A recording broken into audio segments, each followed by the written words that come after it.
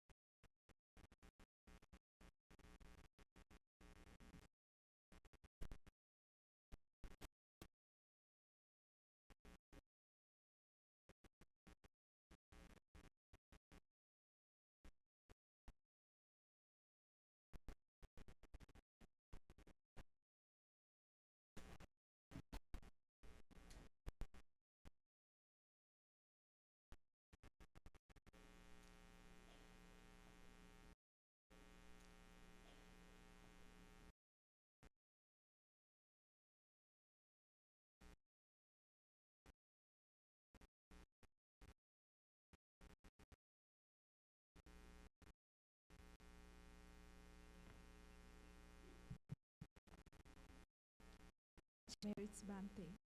And next, let's go ahead where each Buddhist would undergo first when they come to the temple. So I would kindly invite Reverend Panangvela Wajirabuddhi Thero.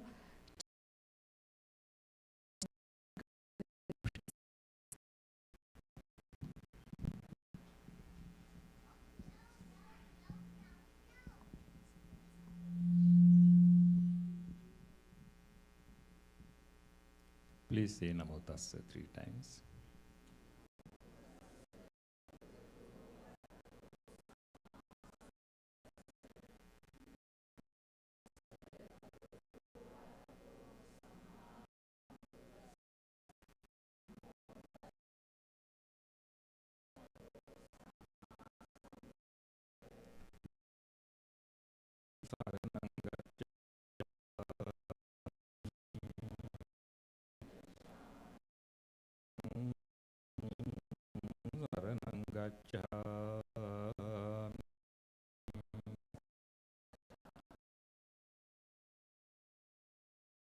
Saranang gacchami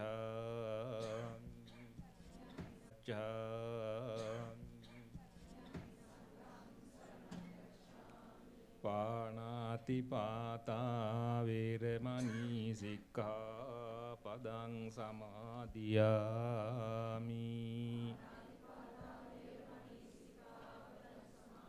Adinādāna Veramani Sikkhapadang Samadhiyami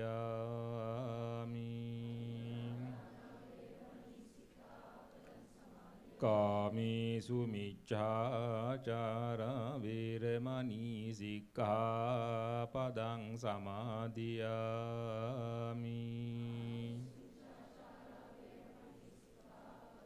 Musāvādā Veramani Sikkhapadang Samadhiyami Surāmeraya Majjapamadaṭṭāna Veramani Sikkhapadang Samadhiyami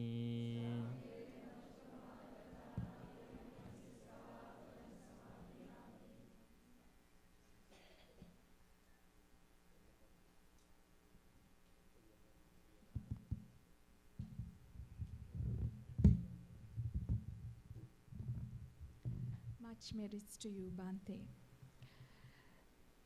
So before we start, bear with me, I wanted to talk a little bit, 2 words in Sinhala, so then some of you would able to understand why we are here.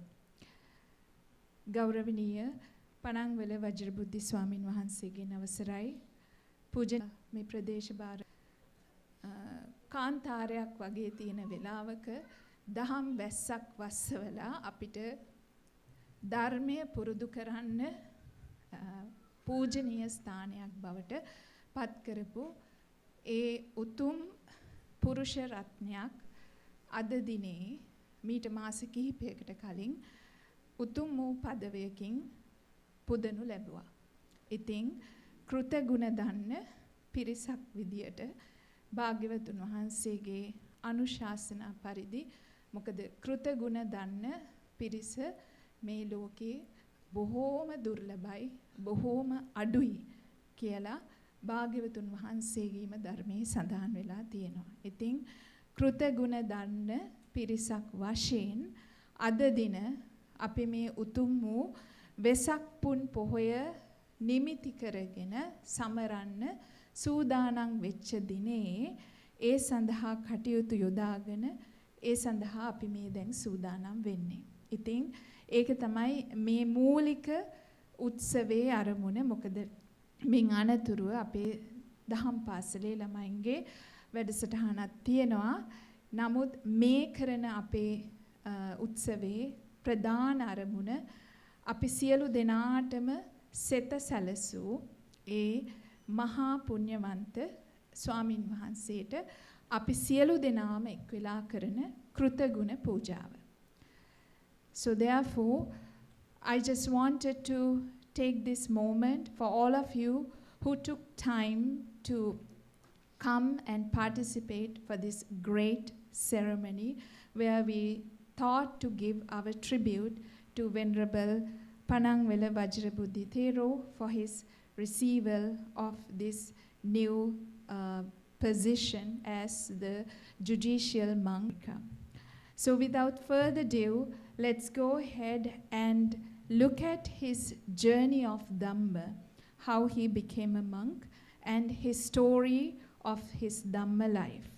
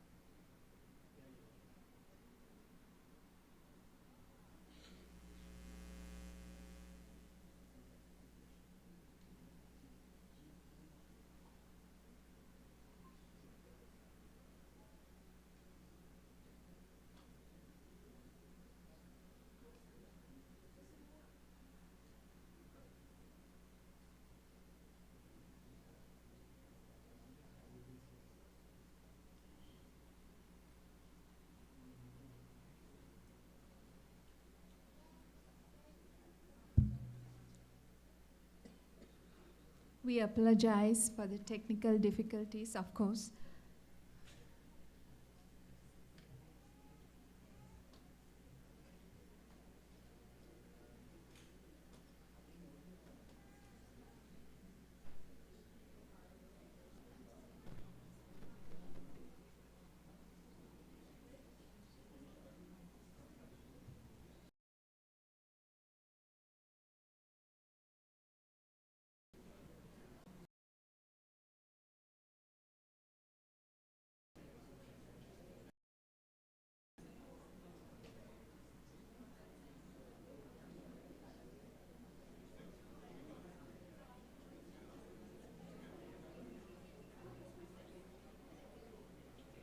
Person to operate, to provide with much respect to Bhante Wajirabuddhi.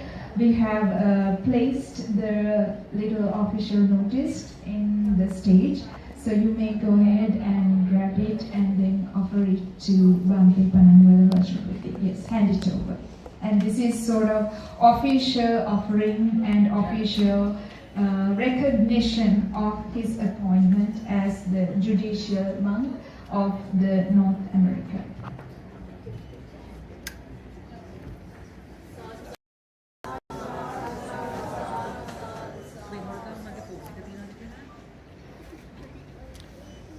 Does he have my phone? Yeah, ask it. Venura. No, he doesn't have it.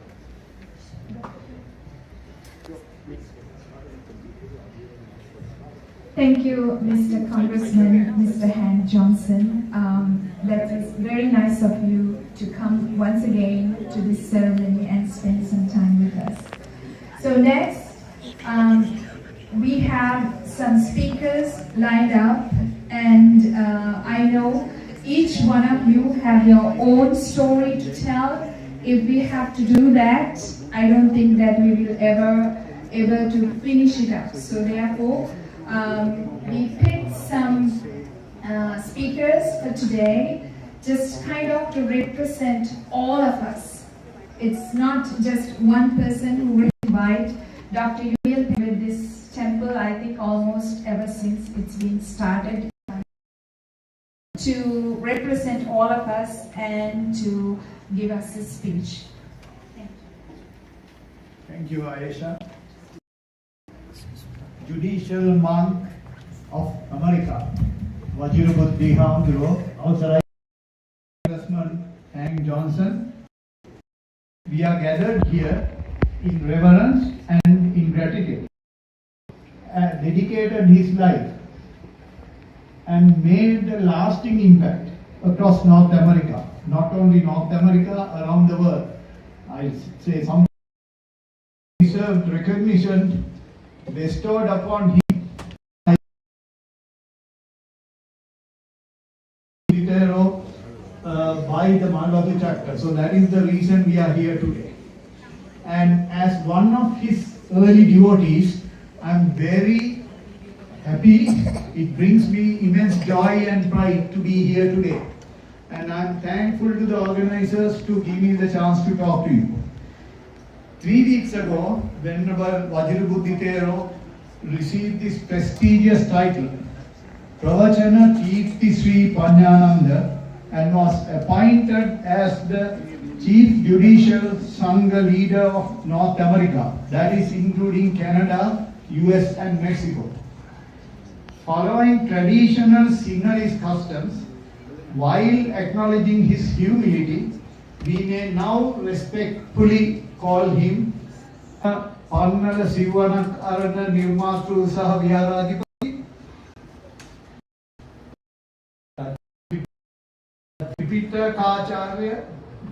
Tripitaka Vedi Samavinda.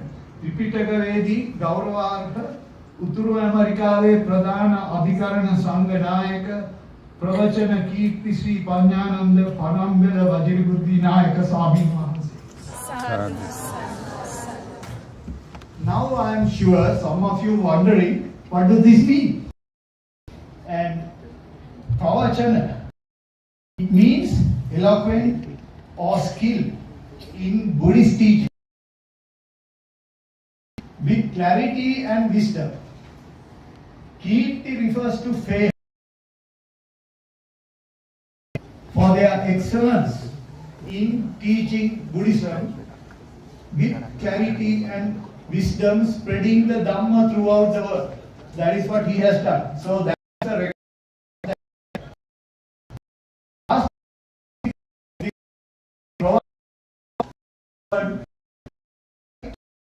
Back to some time more than 25 years ago, everybody, Sri Lankan culture, most of the adults know Balangoda Tripitaka Agamaha Pandita Balangoda Ananda Maitriya Thero. He got the title Pravachana Visharada more than 25 or 30 years ago. So this is some tradition, and Balangoda Ananda Maitriya Thero is very well known worldwide. And as for Panyananda, so that name carries a historical and spiritual significance. it was chosen to symbolically connect our Buddhi Hamduro, that is Buddhi Thero, to Panyananda Thero, most venerable Agga Mahapandita, Dr. Paravaharam Panyananda Nayaka Thero. He was the chief abbot of the Padanagara Vihara when Buddhihamduro became a monk. So, in the Sri Lankan tradition, Buddhihamduro is the spiritual son of Panyananda Nayaka Hamduro. And not only that, Panyananda Hamduro was the student of the first Theravada Buddhist, not Theravada, any Buddhist monk who got a PhD from Cambridge. That is long time ago. So that is another achievement. So Buddhihamduro is in Sri Lankan tradition great grandson of the Panyananda.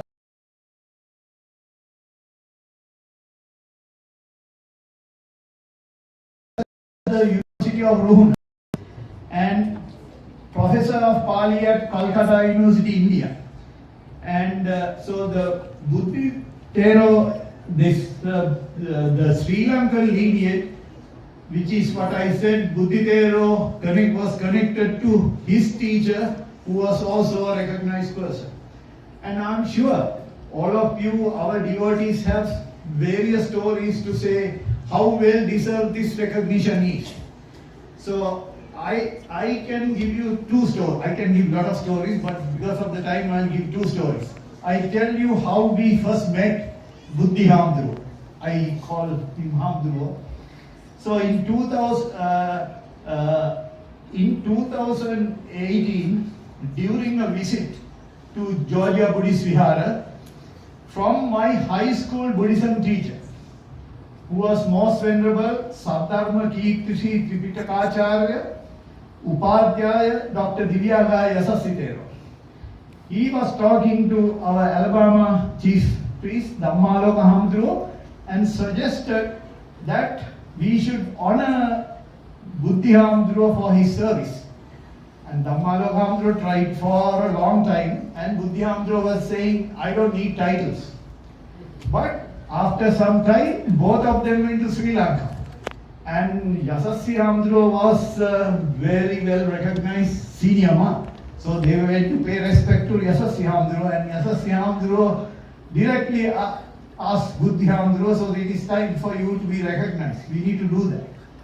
He could not refuse. So thanks to Dhammaloka Hamduro and Yasassi Hamduro's devotion to the process, and also all the Buddhist leaders in Canada and US mainly. I don't know much about the Mexican Buddhist priests, but maybe if there were some, that all of them supported this and petitioned the Kandy temple, and this is what happened. So now everybody recognized them. And so the one thing I remember is when I heard that finally he got that, I still remember his first comment when I congratulated him. First thing he asked is, how do you know? I said, oh, I know things. And he said, oh, please keep quiet. So that shows his humility. And so this honor, Buddhi Hamduro did not accept that for prestige or honor, and with quiet humility. So that is why I am saying what he did not want this title. This is because other people were willing to do that. And a more personal story. Srima and I we did not have Buddhist temple. We used to go to the Thai temple for our kids when they were small to start a Dhamma school. So one day the Thai priest called me and said, there is a Sri Lankan monk who wants to meet the Sri Lankan crowd in Atlanta. Would your devotees mind if I invite the Sri Lankan priest? And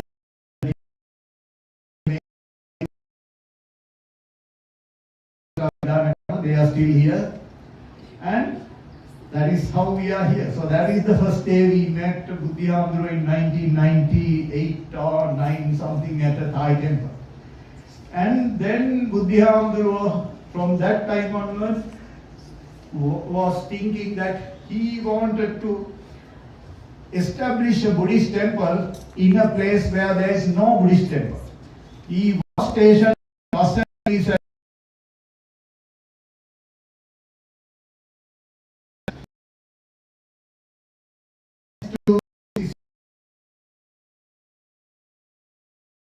Dhamma school to that place and fix it up. So a lot of families helped.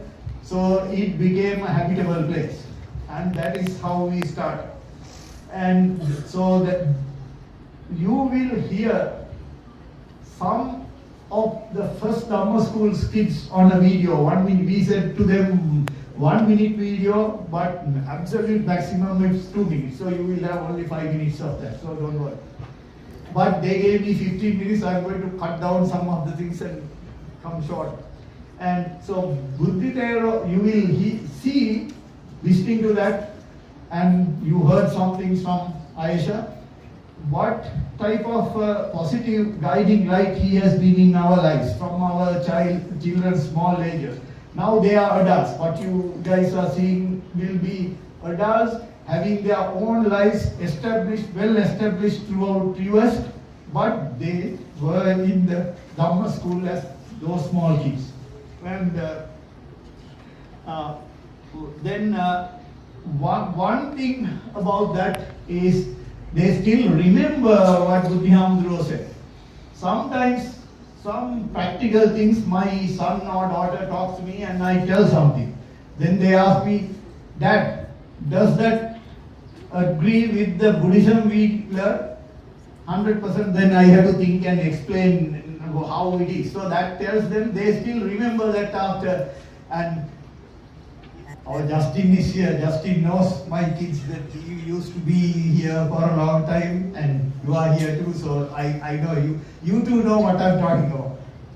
And so now there's another question. Buddhism teaches not getting attached to things. So somebody, if you are a thinking guy, might be thinking, is there a problem here with the attachments? So there is no attachment problem in this one. Why?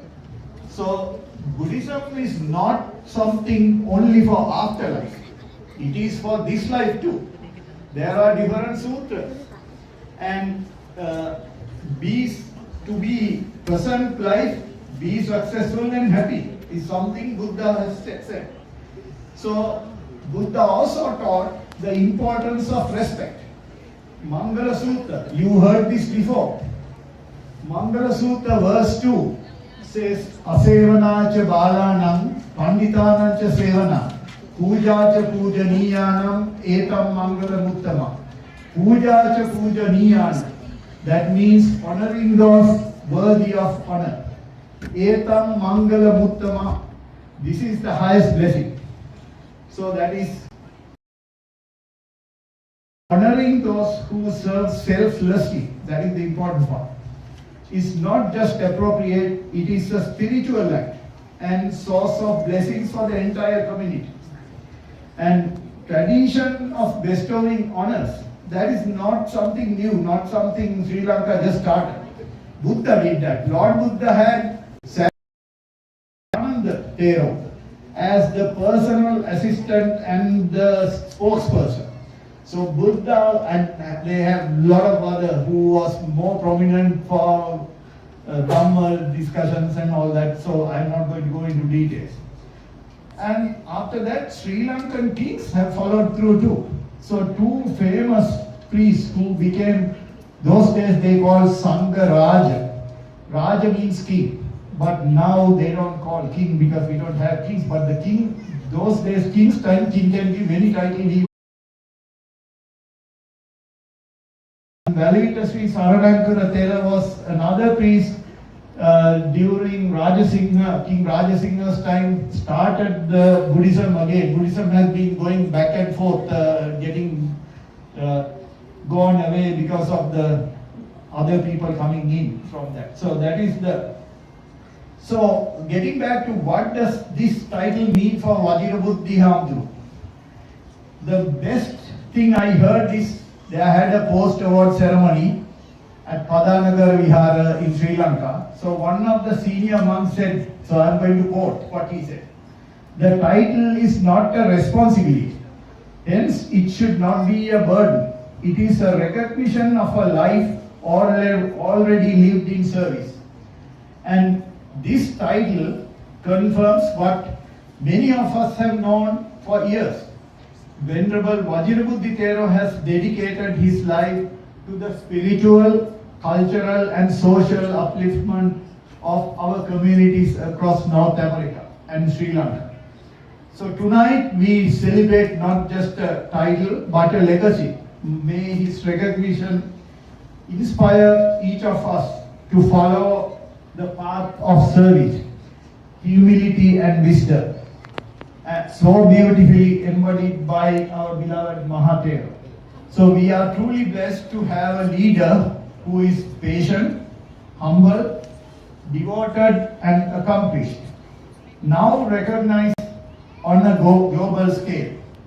It is with heartfelt pride and joy that we honor him today and welcome him back as the Chief Judicial Monk of North America. So let us all come together to offer our deepest gratitude, respect, blessings and congratulations to the founder and Chief Abbot of Georgia Buddhist Vihara, founder and Chief of Pannala Sivanath Arana and Chief Judicial Monk of North America, Pravachana Kirti Sri Panjananda Panamvela Wajirabuddhi Nayaka Thero.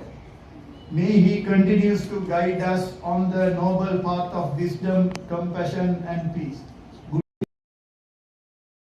Thank you, Dr. Pereira, for the great speech as always. And thank you for sharing all those beautiful stories with us. Just one thing stuck in my mind. This is what Dr. Pereira just mentioned. This is not just a celebration of recognition. This is a celebration of the legacy of our Reverend, dearest Panamvela Wajirabuddhi Thero. So,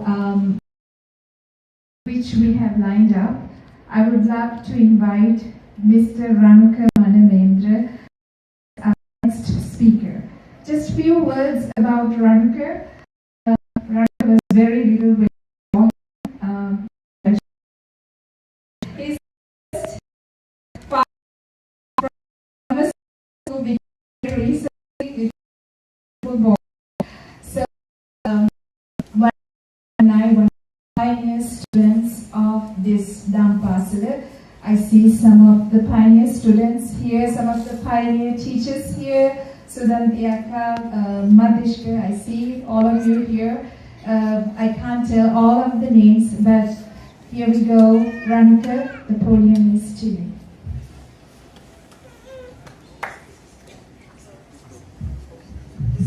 Thank you, Amitabh. Dear venerable monks,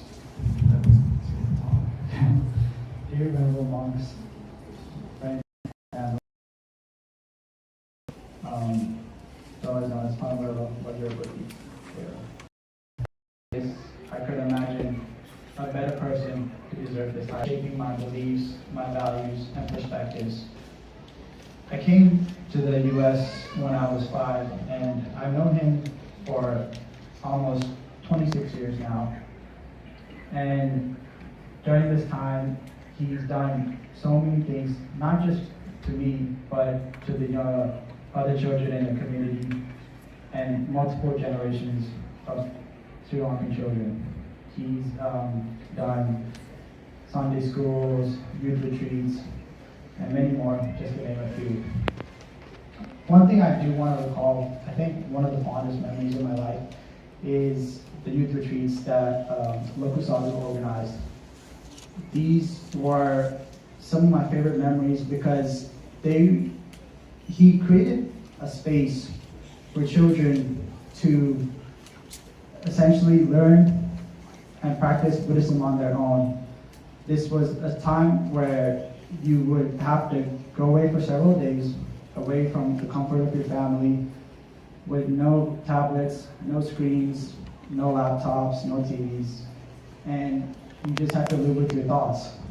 You would have to be mindful about eating, doing chores, doing garden work, just going about your day-to-day life as a devotee. And it taught me a lot that I still hold to this very day. I feel like a lot of what he has taught, I constantly use it in my own day-to-day values. I think going beyond Buddhism, I think it's just about my own life philosophy that he has shaped, and I'm greatly grateful and deeply appreciate that. So I encourage the younger children, if they haven't done these youth retreats, to do them, because they are an extremely rare opportunity. In this day and age where we're all plugged into our phones or some kind of screen, this is a break of our community, and I look for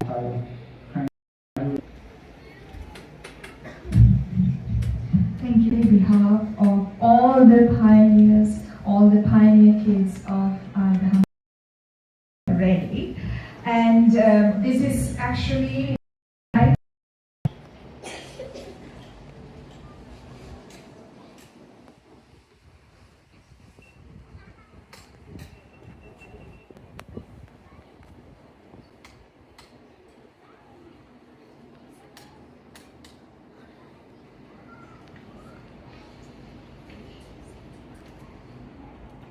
September 27, 1966, Bhante Wajirabuddhi Thero was born in and completed his primary monastic education at the Wajirabuddhi College.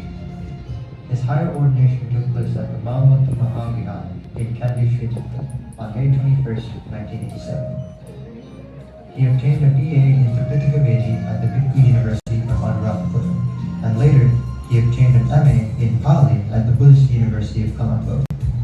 After moving to Atlanta, he obtained a diploma in English communication skills at the Interactive College of Technology.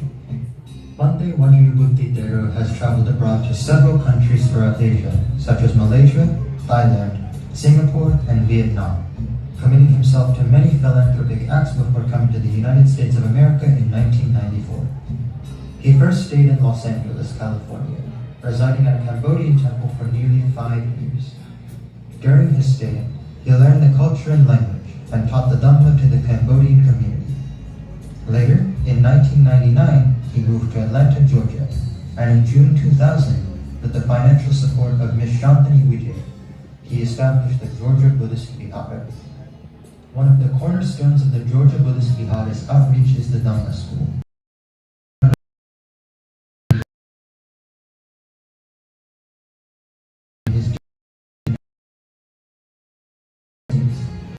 The first youth retreat, a period in which the youth can fully dedicate themselves to the cultivation of the Dhamma, away from the distraction of their regular lives. Both of these programs have remained vital parts of the community ever since. One of the most significant elements of a temple is the stupa. The stupa at the Georgia Buddhist Vihara was built under the patronage of Bhante Wajirabuddhi Thero, the guidance of Bhante Wajirabuddhi Thero and Bhante Dipankara Thero, and the craftsmanship of Bhante Piyananda Thero. It serves as a symbol of pure Theravada Buddhism and depicts the living presence of the Lord Buddha. It was completed in just under 9 months with the immense support and dedication of the community. Bhante's dedication to the community extends beyond making the temple a spiritual center. He is Sri Lankan movement. Under Bhante's leadership, the community has engaged in many philanthropic contributions, medical equipment, and medicine. Under his guidance, the resident monks also offer meditation classes at Emory, oversee temporary ordinations, and lead monthly meditation retreats at the temple. Additionally, Bhante Wajirabuddhi Thero has played a key role in establishing several other temples, such as the Ohio Buddhist Vihara, the North Carolina Buddhist Temple, and the Alabama Buddhist Vihara. He founded the cultivation work and decades of service to the community, the chief priest of the Malmate chapter in Sri Lanka awarded him the prestigious title of Pravachandakirti Sri Manyanai and appointed him as the chief judicial monk of North America on April 30th, 2025.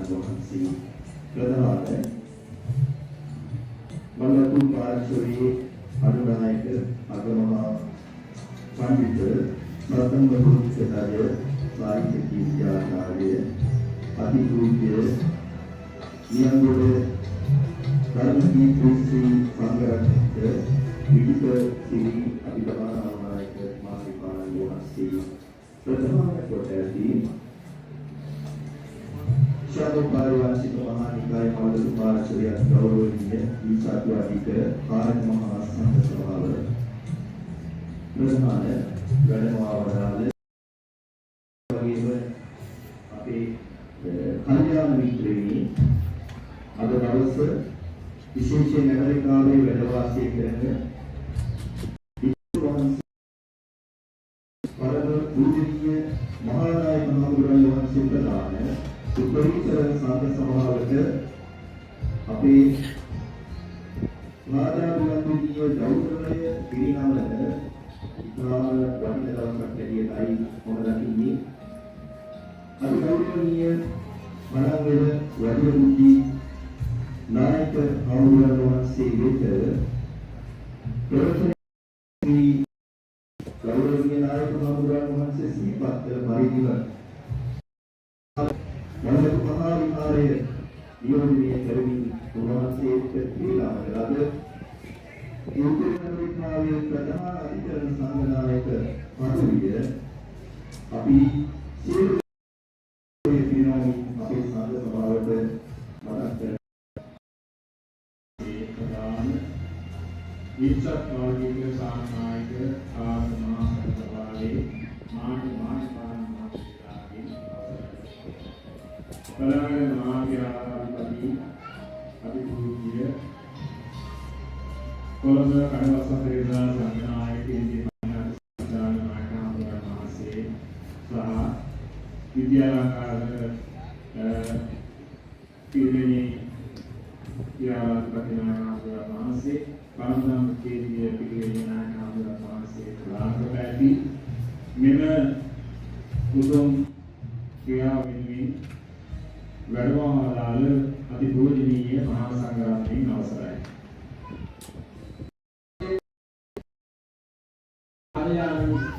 හිමිවරු කීපයක්ම සිටිනවා.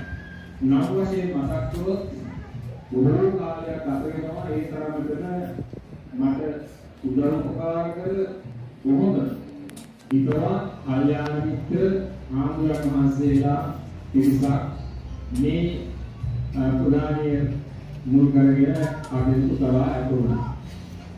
විශේෂයෙන් මතක් කරන්නට ඕන මෙම පදවිය අවශ්‍යයි කියලා ඊගිවිලි හදලා ඒ වෙනුවෙන් මහත්සේ අපකට උනේ අපේ අලගම්මා කෞතුරිහාරාධිපති අපේ කල්යාණ මිත්‍ර ධම්මාලෝක ආමුරන් වහන්සේ. ඉතින් උන්වහන්සේ පමණක් මහා බලගම බුද්ධ සිරිනායක ආමුරන් වහන්සේ. ඒ වගේම විවිධාගය යසස්සි නායක ආමුරන් වහන්සේ. අපේ ප්‍රධාන මහා විහාරාධිපති නායක ආමුරන් වහන්සේ. ඉතින් මේ නායක ආමුරන් වහන්සේලාගේ මූලිකත්වයෙන් තමයි මේ සියලු කටයුතු සිද්ධ වුනේ.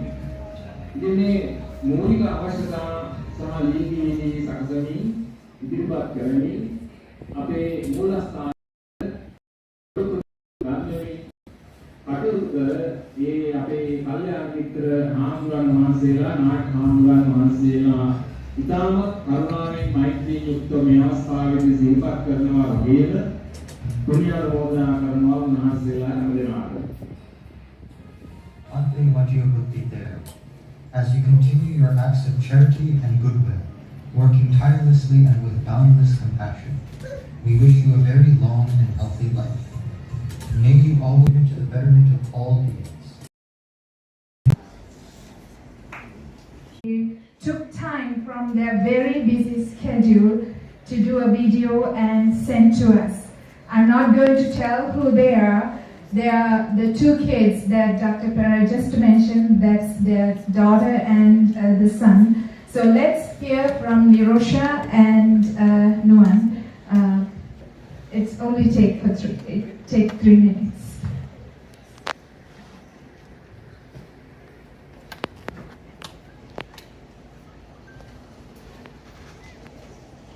My name is Noam Pereira, and I would like to congratulate Venerable Wajirabuddhi on his prestigious and well-deserved title of by leading the Buddhist Sunday school that I attended throughout my childhood.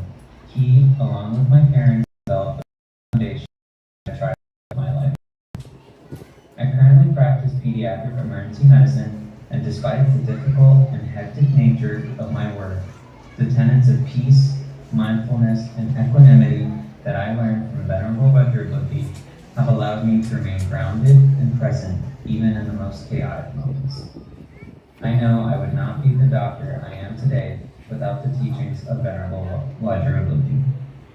The entire Buddhist community in the Southeast U.S. joins me in thanking you, Venerable Wajirabuddhi, for everything that you have done for us over the past 25 years. Respectfully, congratulations and thank you again. Thero and Sarman. Dear Venerable Wajirabuddhi Thero, with deep reverence and joy, I offer my heartfelt congratulations on your appointment as Chief Judicial Monk of North America. This well-deserved recognition is a testament to your lifelong dedication to the Dhamma and your role as a spiritual guide for our community. Your teachings from my childhood have deeply shaped who I am, not only in my personal life, but in my work as a physician. The values of mindfulness, compassion, and right intention that you instilled in us continue to guide the way I care for my patients each day. These teachings of mindfulness and meditation and resilience have carried me through the long and often challenging years of medical training, in which I'm finally in the last phase of that training here in Houston, Texas, at MD Anderson Cancer Center, finishing my hematology-oncology fellowship. Amidst a world of chaos and uncertainty, your clear and calm example reminds us that Buddhist principles are not just for the temple, but for every moment and every action, an opportunity for peace, understanding, and growth. So thank you for your continued service, and may it bring harmony and clarity to all who seek refuge in the teachings. With gratitude and metta, Naresh Pereira. Good evening, everyone. My name is Olinda Jartna, and it is a real privilege to be here today to celebrate and congratulate Venerable Wajirabuddhi, a teacher whose wisdom has quietly impacted and shaped the course of my life. So, I first met the Venerable when I was just 7 years old, sitting cross-legged in Sunday school. At that age, I didn't fully grasp the depth of his teachings, but I felt something even more important: presence, kindness, and patience. Over time, these early lessons, spoken with calm and clarity, stayed with me. They weren't just words, they became part of how I see the world. As I've grown, these teachings have never left me. In my professional career, I've had the chance to work across a variety of industries, from textiles to mining to pharmaceuticals, and in roles ranging from engineering to business development to sales. With every new environment came a new culture, a new team, and a new challenge to connect with people. What I found time and time again is that the single most powerful tool I carried wasn't a technical skill, it was empathy. The ability to truly listen, to understand others, and to lead with compassion. That wasn't something I picked up from leadership courses or a textbook. That came from those early Sunday school teachings with Venerable Wajirabuddhi. Years later, when I brought my wife, who was raised Christian, to meet him, it was an experience that stood out from both of us. She was warmly welcomed, not preached to, not told to, but gently asked, "What would you like to learn?" That moment struck her deeply. It was the kind of openness and respect she hadn't encountered in years of religious education. It reminded us both that true spiritual leadership isn't about telling, it's about inviting. Venerable Wajirabuddhi, I've grown up under your guidance, and even more grateful that we can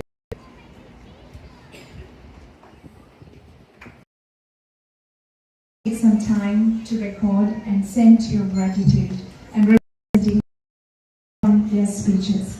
So next, I would kindly invite Honorable Congressman Mr. Hank Johnson to deliver some few words to this great crowd. Thank you.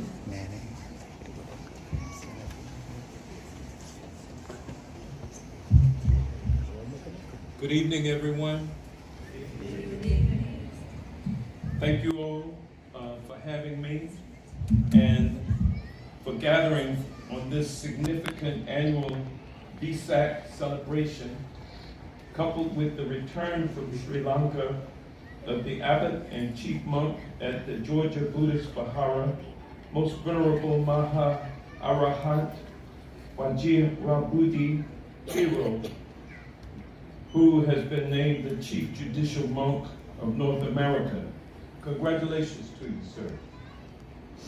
We come together at this unsettling time for so many members of our global family, abroad as well as here in the United States. I would submit that this Vesak celebration may role our Buddhist faith can play in today's suffering world. With respect to our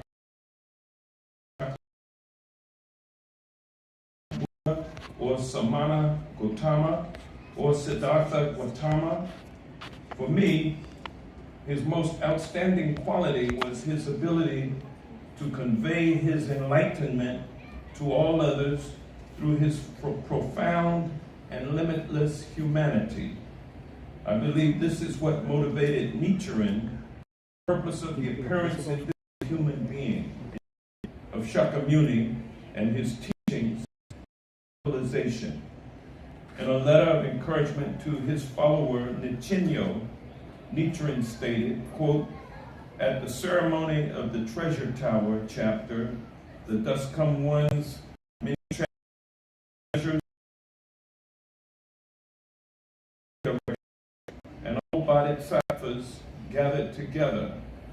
When I ponder where this Treasure Tower chapter is now, I see that it exists in the 8-petaled lotus flower of the heart within the breast of Nichinyo.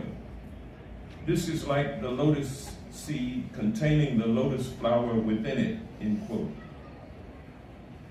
Daisaku Ikeda, the late president of the SGI Buddhist community to which I belong, elaborates, quote, "This magnificent Buddhist realm, which may seem too wonderful to imagine, is actually not found in some distant place. It exists in the heart of a person who strives in the 2 ways of practice and study, where it shines with the brilliant light of wisdom and embraces all of the people in their life. Convinced that we possess the precious jewel that all humanity earnestly aspires to, let us each renew our commitment to Buddhist faith, practice, and study for the sake of humanity's peace and happiness." I want to thank Georgia Buddhist Vihara member Justin Howell,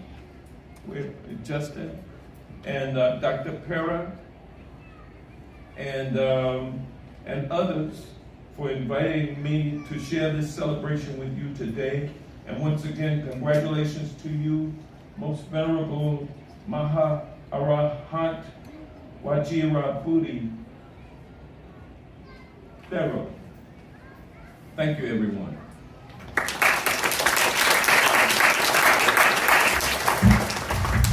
Thank you, Honorable Congressman Mr. Hank Johnson.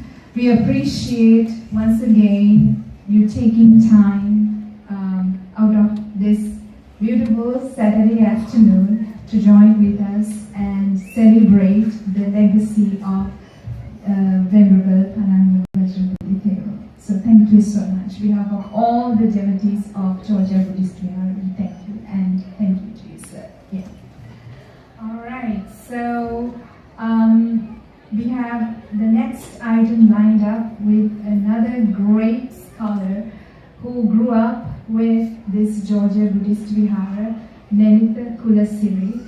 Nelitha grew up with Georgia Buddhist Vihara ever since he was a child. So let's see what he has to deliver for us today.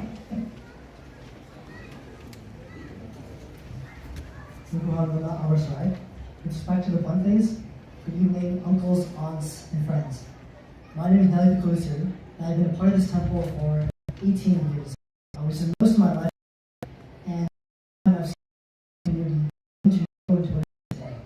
If you had told me 10 years ago that we'd have a chaiti outside in a cemetery parking lot, I would have been shocked. But throughout all that time and all that change, Guru Hamra has been a constant pillar of our community. He's watched us grow from little kids running around and making noise to today, where we're in college and beyond.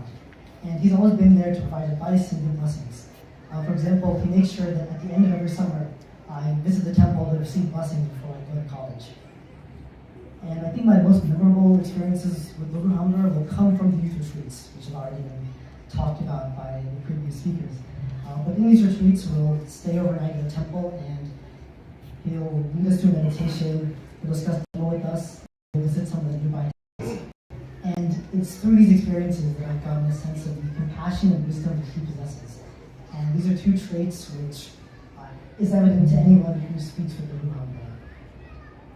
And it's not only this, but his calm demeanor and understanding attitude set a high bar for what the leader of the Buddhist community should be like. I've never seen an angry or annoyed or racist voice in my life. And that's why I believe he's the gold standard for what every Buddhist should strive to be. I want to congratulate the Buddha on being chosen as the Chief Judicial Monk of North America. Thank you for all you've done for this community and all you will continue to do.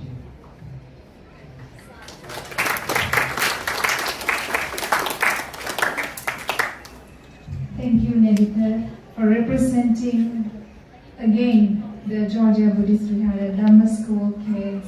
He was actually kind of in the middle frame student. You may have heard that he was attending 18 years, almost 5 years. Yeah. So Nedita has with Buddhist Vihara. We thank you again for taking time.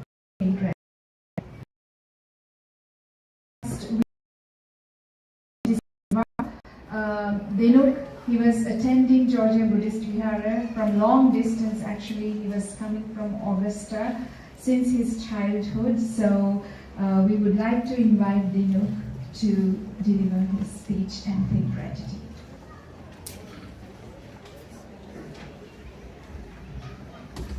Good evening to all and happy Vesak. It is truly wonderful to see so many of you gathered here today to celebrate this Vesak. And it's also even more special to see you come together to celebrate and recognize Venerable Bhante Wajirabuddhi for this great honor and appointment. Venerable Bhante Wajirabuddhi and the Georgia Buddhist Vihara have played such an important role in my life and have had a lasting positive influence on my journey, both spiritually and culturally as I've grown up in the last several years. I first moved to Georgia when I was 10 years old, and before that I lived in upstate New York. And when I lived up there, there wasn't a Buddhist temple or a Sri Lankan community around. It was just me and my parents mostly. And so as a child, my exposure to Buddhism and Sri Lankan traditions was very limited. I would occasionally see my Amma do Buddha Puja at home, or I would see some cultural events when my family visited Sri Lanka. And I only at the time, so that was very limited. I didn't understand the full meaning or the deeper concept behind the practices that I saw and what I had thought I knew was Buddhism and Sri Lankan tradition. But that all changed when I moved to Georgia. One of the first things we started to do was attend the Dhamma school here, where I came monthly. And this was a new and unfamiliar experience for myself, but it slowly became something I look forward to. The warmth and hospitality of Venerable Bhante Wajirabuddhi, and of course the other Bhantes, were what made a good impression on me, as well as the Sri Lankan community here. It didn't take long before I felt like I belonged to this community, even though it was a very new experience. Even though we live near Augusta, which is about a 2-hour drive, my family made the effort to attend as many events and programs as possible. Again, from the monthly Dhamma school classes to Vesak celebrations like today, Katina celebrations, and youth retreats, as well as cultural events like the Sinhala New Year that we have yearly. Each occasion became an opportunity for me to learn, connect, and grow, both with my knowledge of Dhamma and of Sri Lankan cultural traditions. Over the years, the temple has become a place where I've begun to understand the teachings of the Buddha and where I gain a true appreciation for our culture. Now, as a college student at Georgia Tech, I feel incredibly fortunate that I'm still close enough in Atlanta to continue to participate in this community and attend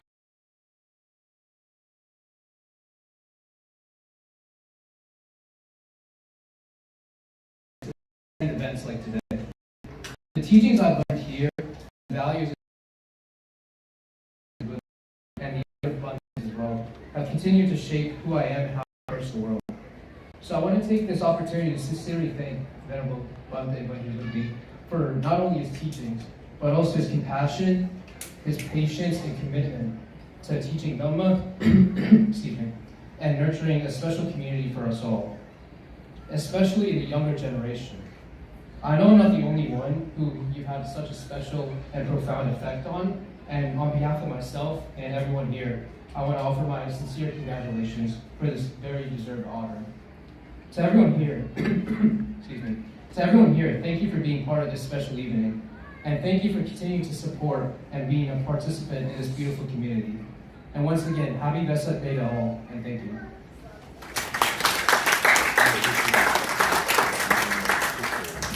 Thank you, Dinuk, for that beautiful speech. I think Dinuk said it all.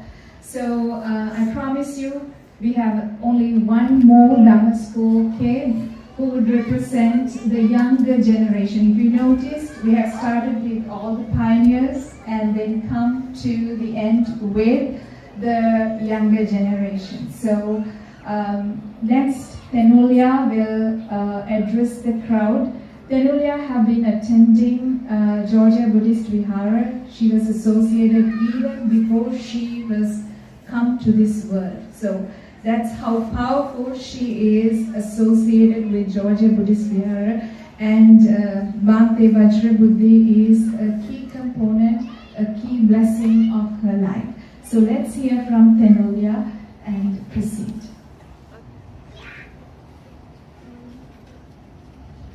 Namo Buddhaya. Instead of a speech today, I prepared a poem to express my gratitude to Venerable Vajrabuddhi. Okay. Before my first breath in this world was known, your blessings had already gently shown. In Dhamma halls where incense flows, our family's bond with you still grows. A guiding light, serene and wise, with kindness always in your eyes. You walk the path that the Buddha laid, in silence deep, yet never swayed. Not by robe alone, but by your grace, you lift all beings within this place. With humble heart and gentle hand, you help us see, you help us stand. For every visit, you lent an ear. With boundless love, you've calmed our fear. Through storms of doubt, your voice is peace, a steady shore where sorrows cease. Now called to serve both wide and far, a North Star monk, our Dhamma star. As chief judicial monk, you'll lead, with wisdom great and noble deeds. Yet not your boundless heart and your craft. Today we gather, our hearts so full, to honor one so kind and good, a monk, a guide, a mentor so true. May blessings forever walk with you. May you live well, happily and peacefully, and we all live a long life.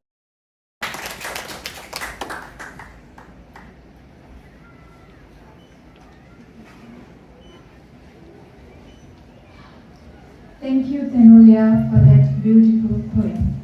So, before we conclude,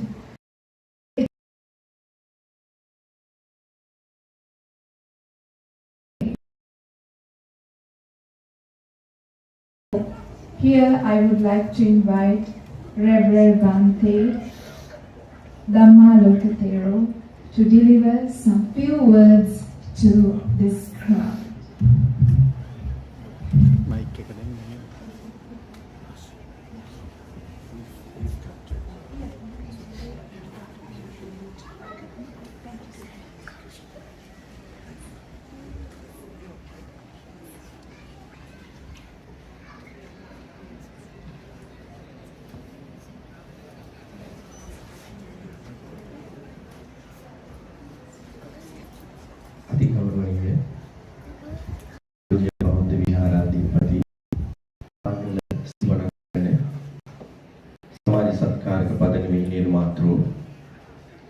ප්‍රවචන කීර්ති ශ්‍රී පඤ්ඤානන්ද උතුරු ඇමරිකාවේ ප්‍රධාන අධිකරණ සංඝනායක අතිගෞරවාර්හ පනංගල වජිරබුද්ධි නායක හාමුදුරන් වහන්සේ ප්‍රධාන අපේ පන්සලේ අතිගෞරවනීය පනංගල වජිරබුද්ධි හාමුදුරුවෝ එවැගේම මොරටන්දෙපුර පියනන්ද හාමුදුරුවෝ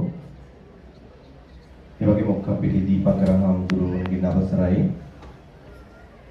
වගේම අපේ most venerable ගුරු මහා මුදුරු මණිජෝති හාමුදුරන්ගේ අවසරයි. හොඳ වෙලාවට කොන්ග්‍රස්මන් ගියේ. නැත්නම් ඉංග්‍රීසියෙන් කියන්නේ ගිහිල්ලා එයා පාලි කිව්වා වගේ. ඊටාම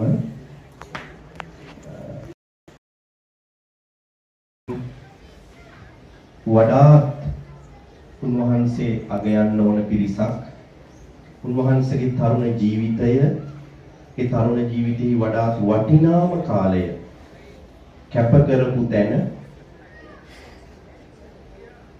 එතන ආධ්‍යාත්මිකවත් සමාජීයවත් එකතු වුණ වැඩ කළ පිරිසක් උන්වහන්සේට ගෞරව කරනවා තරම් අනිත් කිසිම ගෞරවයක් වටින්නේ නැහැ කියලා මම හිතනවා. ඒ නිසා මේක තමයි උන්වහන්සේ ලබන ලොකුම ගෞරවය. ඒ නිසා අපි හැම දිනාටම පින් දෙනවා. ඒ වගේම සතුටු වෙනවා. ඔබ උන්වහන්සේ ගැන දරුවන් ලවා ඔබේ අදහස් ප්‍රකාශ කරවීමත් ඔබට ඔබේ සිත් තුළ පුරෝගෙන ඉන්න වචන ප්‍රකාශ කරන්නට අවස්ථාව නොලැබුණා. ඒ හැම කෙනෙක්ගේම වචන ඒ ප්‍රකාශයන් ඇතුලේ තිබුණ බව අපි දන්නවා.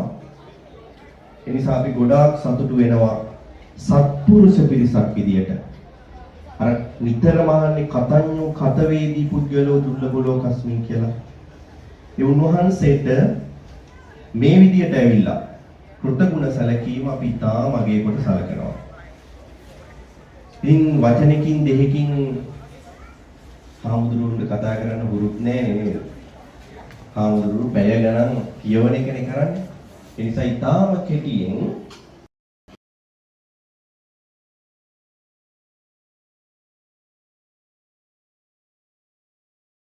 රටෙහිම වැඩින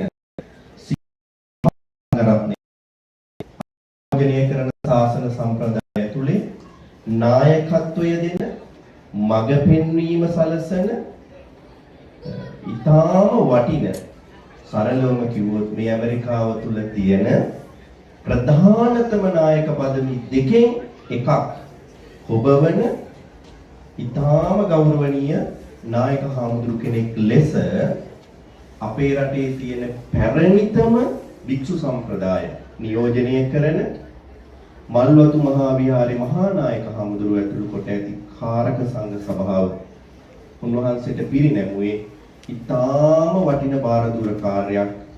ඒක භික්ෂූන් වහන්සේලා වෙනුවෙන් භික්ෂූන් වහන්සේලා නියෝජනය කරමින්. නිසා අපි ඊටාමත්ම සතුටු වෙනවා මේ පිළිබඳව. වජිරබුද්ධි හාමුදුරුවෝ ගැන වචනයක්වත් කිව යුතු නෑ අපි. මේ හැම කෙනාම අර පුංචි දරුවා වගේ ඉඳලා මේ වැඩිහිටියෝ කොහොම උන්වහන්සේ ගැන දන්නවා. ඒ නිසා උන්වහන්සේ ගැන කිසිදු ಗುಣ කතනයක් කළ යුතුම නැහැ. මෙතන නැති නිසා දැන් දවස් 3කට විතර පෙර ආතුව නිකාං කතාවකදී සාන්තිනී විජේ මැතිණිය කියනවා. මෙහිම කතාවක්. හාමුදුරුවනේ ස්ට්‍රෙස් හැදිච්ච වෙලාවට මට මොනවා හරි ප්‍රශ්නයක් තියෙන වෙලාවට වෙලාවට උන්වහන්සේට කතා කරන්න යනවා. අනිත් එක ශාන්තිනී වලට ස්ට්‍රෙස් තියෙනවා කියලා හිතන්නත් එපා. මම ඒ කිව්වේ උන්වහන්සේ ගැන දැනගන්න. ඒ නිසා උන්වහන්සේ ඒ වගේම කාරුණික කෙනෙක්. අපි අවුරුදු 20ක් විතර උන්වහන්සේගේ සමීපේ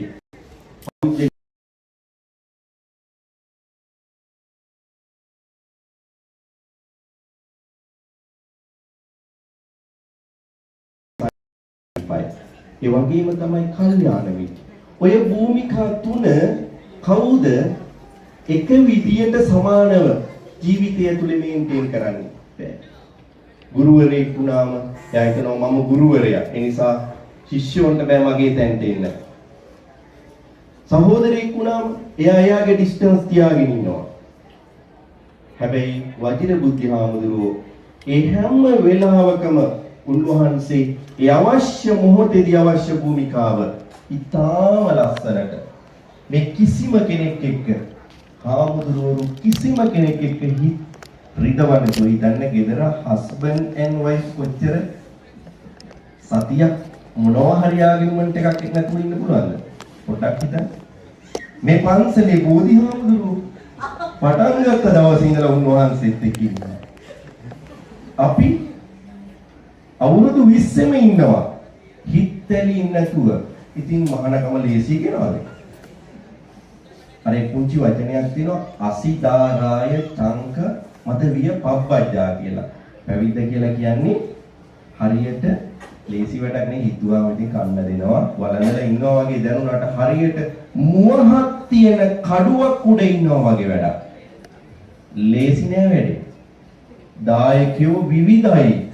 ලංකාවේ විවිධ පළාත්වල විවිධ සිතුම් පැතුම් විවිධ සමාජ පසුබිම් අධ්‍යාපනික අඩු වැඩිකම් එක්ක එන පිරිසක් එක්ක ඔබ හිතනවා ඔබ හරි කියලා. ඊට වඩාත් වෙනස් දෙයක් තව කෙනෙක් හිතනවා එයා හරි කියලා. එහෙම අයත් එක්ක අවුරුදු 25ක් සිත්තලා ගන්න නැතුව වැඩ කිරීම අසුරු කරන හාමුදුරුවෝ කොහොම දිනාගෙන කටයුතු කිරීම ඒක ලේසි නෑ. ඒක ඉතාම අමාරුයි. ඒ නිසා ඒ අමාරු කාර්ය කළා විතරක් නෙවෙයි උන්වහන්සේට හැමෝම ආදරය කළා. වැඩිහිටි හාමුදුරුවන්ගේ ඉඳලා තරුණ හාමුදුරුවෝ දක්වා නිහතමානීකම් වලට මං කවමදාකවත් වජිරබුද්ධි හාමුදුරුවන්ගෙන් ඉගෙන ගනිපු දෙයක් කිසිම කෙනෙක්ට නම කියලා ආමන්ත්‍රණය කරනවා මට ඇහිලා නැහැ. මම පුංචි හාමුදුරුවෝ කෙනෙක් තරුණ හාමුදුරුවෝ කෙනෙක් මේ රටට එනකොට මටත් කතා කළේ ධම්මාලෝක හාමුදුරුවෝ කියලා. මට සමහර පොඩි හාමුදුරුවරුත් නම කියලා කතා කරද්දි උන්වහන්සේ එහෙම ආමන්ත්‍රණය කරන් තරම් නිහතමානී. ඒවා ඊටාම විශිෂ්ට ගුණ. ඒ නිසා උන්වහන්සේගෙන් ඉගෙන ගනිපු දේ මම ප්‍රකාශ කළ නොහැකි තරම් භික්ෂුවක් විදියට. ඒ නිසා ඊටාම වටින ශාසනයෙහි අපි දැකපු වචනයේ පරිසමාප්ත අර්ථයෙන් කිව හැකි කල්යාණ මිත්‍රෙක් වහන්සේ. ඒ නිසා අපි හැමෝම වාසනාවන්තයි එහෙම හාමුදුරු කෙනෙක්ගේ නායකත්වය තුල ඒ නිහතමානීකම් තුල අපිට පොතපතේ දහම තියෙනවා ඉන්ටර්නෙට් එකේ දහම තියෙනවා. හැබැයි මොනව දැනගත්තත් ප්‍රායෝගික ජීවිතය තුල ඒව නැත්තම් භාවිතය තුල ඒව නැත්තම් මානව ගනුදෙනු තුල ඒව ප්‍රකට වෙන්නේ නැත්තම් අපි මොනව දැනගත්තත් වැඩක් නැහැ. ඒ නිසා භාවිතය තුල උන්වහන්සේ මානව ගුණධර්ම ඉතාම හොඳින් ප්‍රකට කරපු හාමුදුරු කෙනෙක් විදිහට අපි දන්නවා මේ උන්වහන්සේට අර මොනවද අර මෙහෙම මේ උන්වහන්සේගේ ගුණ කියනවා නෙමෙයි ඉස්සරහ තියාගෙන ඒක ඔබ හැමදෙනාම දන්නවා. ඒ නිසා ඒ අපේ අති ගෞරවනීය නායක හාමුදුරුවන්ට ලැබුණු ඒ পদවිය අපි තරම් සතුටු වෙන්නේ නැතුව ඇති වෙන කවුරුවත්. ඒ නිසා අපේ ගුරුවරයෙක්ට ලැබුණ හා සමානව අපි සතුටු වුණා. අපේ සහෝදරයෙක්ට අපේ කල්යාණ මිත්‍රයෙක්ට අපි දන්නා ගුණධර්ම වලින් පිරිච්ච සුදුසුම කෙනාට ඒ পদවිය ලැබුණා කියලා මේ ඇමරිකාව තුළ වැඩ සිටින උන්වහන්සේ දන්න සියලු හාමුදුරුවරු සිහිපත් කළා. ඒ නිසා අපි උන්වහන්සේට ආශිර්වාද කරනවා මේ සහෝදර හාමුදුරුවෝ කොහොම එකතු වෙලා උන්වහන්සේගේ ආශිර්වාදය ඒ උන්වහන්සේගේ මත පෙන්වීම වනවා. උන්වහන්සේට චිරජීවනය ආයුරාෝග්‍ය සම්පන්නිය අපි ප්‍රාර්ථනා කරනවා. තව තවත් ශාසනික වැඩ කරන්න ශක්තිය ධෛර්යය ලැබේවා කියලා අවසාන වශයෙන් බුදුහාමුදුරුවෝගේ දහමේ තියෙනවා යෝපන බික්කු කවුරු හරි හාමුදුරු කෙනෙක් එයා ධර්මදරද ධම්මානුධම්ම පටිපන්නෝ සෝ සංඝං බහුශ්‍රුතෝ ධම්මානුධම්ම පටිපන්නෝ ඒ සියලු ගුණයන්ගෙන් පිරිච්ච එවන් භික්ෂුව සෝ සංඝං සෝබති මේ සංඝ සසුන බබලවනවා වෙන කිසිවකින් නෙවෙයි. එයා තුල තියෙන මානව ගුණධර්ම භාවිතාව තුල ප්‍රකට කිරීමෙන්. ඒ නිසා එහෙම හාමුදුරු කෙනෙක්ට ඔබ දක්වපු දායකත්වය ගෞරවයට ස්තුතිවන්ත වෙමින් চিරාත් කාලයක් ලෝසසුන් සම්බුදු සසුන තුල වැඩ වඩන්නට අපේ ගෞරවනීය අති ගෞරවාර්හ අභිනව නායක পদවි ප්‍රාප්ත රවටන කීර්ති ශ්‍රී පඤ්ඤානන්ද උතුරු ඇමරිකාවේ ප්‍රධාන අධිකරණ සංඝනායක අපේ පණංවෙල වජිරබුද්ධි නායක හාමුදුරුවන්ට ප්‍රාර්ථනා කරමින් ආශිර්වාද කරමින් තෙරුවන් සරණ ලැබේවා.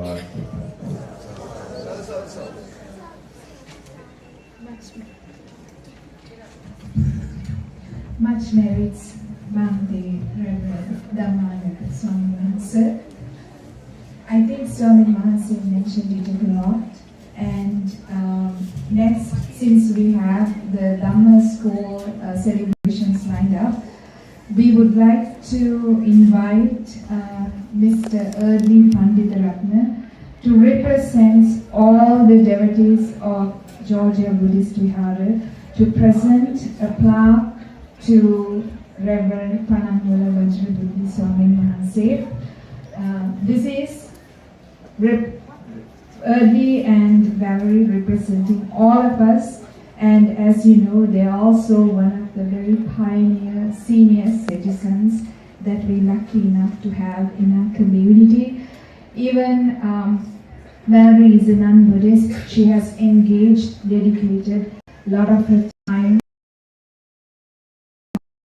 Georgia Buddhist Vihara, so does Erdly Panditaratna. So thank you, Erdly and Valerie, representing all of us for to give the plaque to Panangwala Wajirabuddhi Swami Mahansa.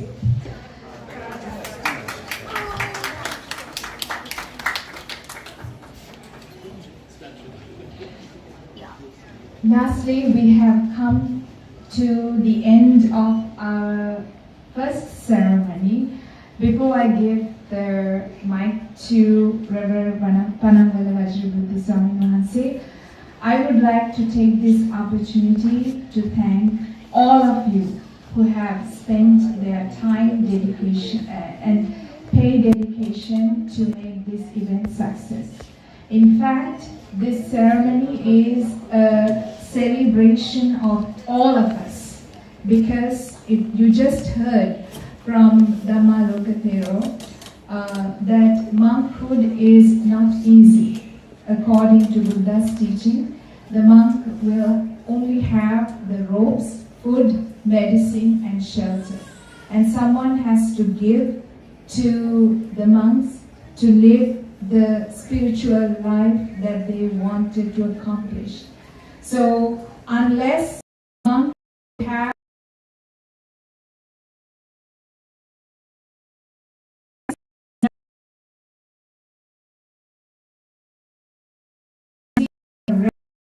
of all of us. That's why we are very overjoyed that our dearest Panangwala Wajirabuddhi Swami Mahansa would be able to accomplish all these things because of his good leadership, because of his behavior, and because of his dedication for us. It's actually a mutual connection, mutual understanding, and mutual support that we have as devotees and Swami Mahansa as the monks. Not only Swami Mahansa has a great group of monks surrounded by him. This moment I would love to thank Reverend Bhante Wajirabuddhi, Bhante Piyananda, and Bhante Deepankara, and also our Burmese monk, of course the Alabama Temple Dhammaloka Swami Mahansa, for all their support given to Panangwala Wajirabuddhi Swami Mahansa and for us to carry out our spiritual path as we wanted and to grow in this Dhamma journey together. So a speech very shortly, because I know our little kids, sorry I forgot, I'm very impressed with our little kids who have been sitting this much long, very patiently. You have seen how our older kids grew up in this Dhamma. Showcase today how good you are. So thank you for all of you.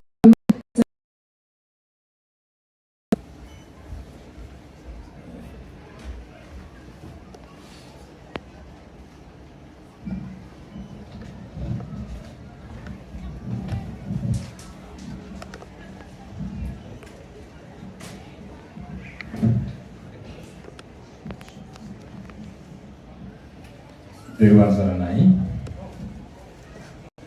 මෙම අවස්ථාවට වැඩම වදාළ පූජනීය මහා සංඝරත්නයන් අවසරයි. ශ්‍රද්ධා සම්පන්න පින්වතුනි, අද ඊටමත් වටිනා දවසක්. ජෝර්ජියා බෞද්ධ විහාරස්ථාන විශේෂයෙන්ම වාර්ෂිකව සිද්ධ කරන මේ මහා වෙසක් මංගල්‍යය සිද්ධ කරන දවස. දූ දරුවන්ගේ හැකියාවන්, ඒ වගේම මේ ගායනයන් සහ එයාගේ කුසලතාවයන් ඉදිරිපත් කරන දවස, වෙසක් දවස සහ සීල සමාධි භාවනා ආදී වැඩසටහන් වල යෙදিলা ආධ්‍යාත්මික දියුණු කරගන්න දවස, වර්ධනය කරගන්න දවස. ඉතින් අද දවසේ ඊට සමගාමීව අපේ විහාරස්ථානයේ හාමුදුරන් වහන්සේලා, අල්බාමා පන්සලේ අපේ ධම්මාලෝක හාමුදුරන් වහන්සේ ඇතුළු අපේ දායක පින්වතුන්, දහම් පාසලේ සිසු දවුදරියන් සහ ආචාර්ය මණ්ඩලය, ඒ වගේම මව්පියන් සෑම දෙනාම ඒකලා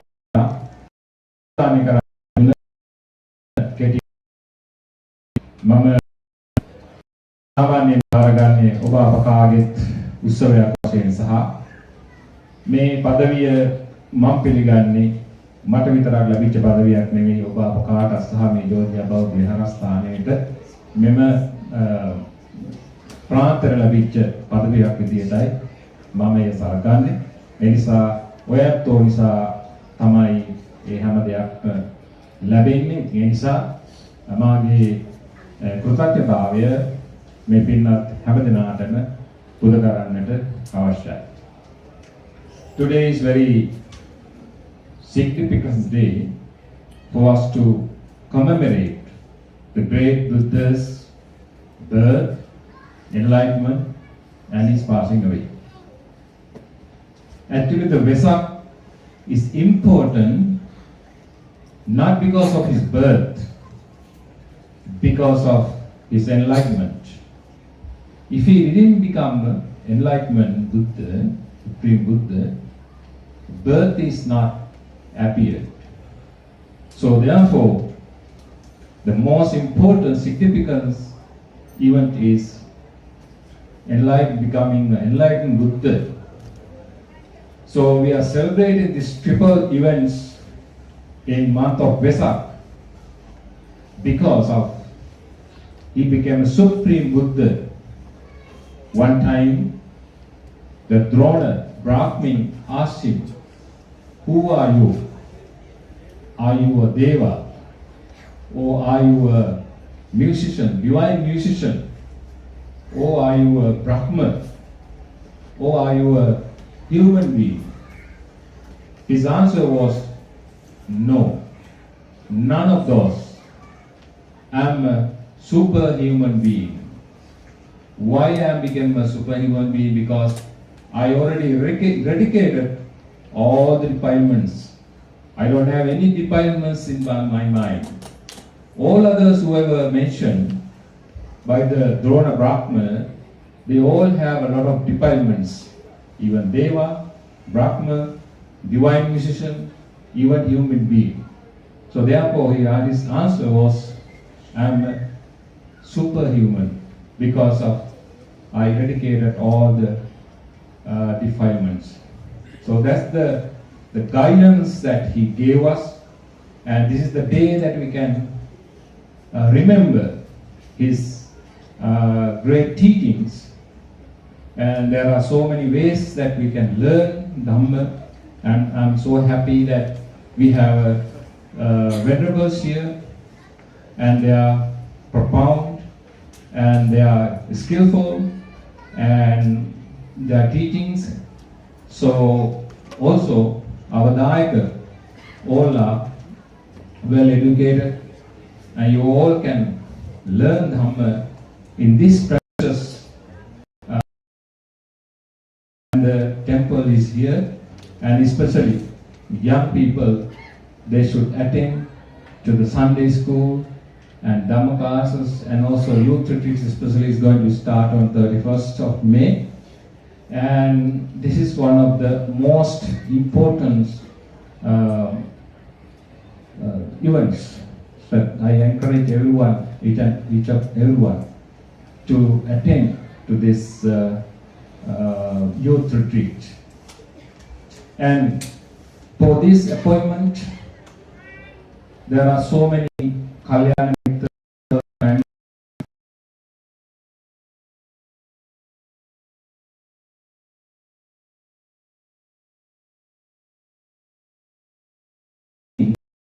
even in Colombo, in the temple, but every Kalyana Mitra monks, they all sponsored even for Dana for the monks and Pirikara for the monks, everything sponsored, and finally nothing to remain for me to do. So therefore everything done by my Kalyana Mitra. So I really appreciate them. My gratitude towards all of them, including Mallappa chapter, chief incumbent of Malladu Mahavihara, and Anunayaka and Sarunayaka, and all the members of the Sangha in Malladu chapter, and all the members, Venerable Yasasathinayaka Thero and Dhammaloka Hamduru, and also Buddha Sirinayaka Hamduru and Padanagarnayaka Hamduru, and even monks who are here. They all support and help and provided whatever is needed, and some of the IBers supported financially to make everything to be possible. And even especially the book, the already printed, that one actually sponsored by Patiraja, in memory of Dr. Patiraja and his wife Chandra Patiraja, sponsored for that book is nearly about 6 lakhs of Sri Lankan rupee to spend to print that book. And all others who were supported and helped, and especially arranging, organizing these historical events. And I pay my gratitudes and wish you all the best and good luck, and may you all be well and happy, and may you always protected by the Buddha, Dhamma and the Sangha. Thank you very much. All the best wishes.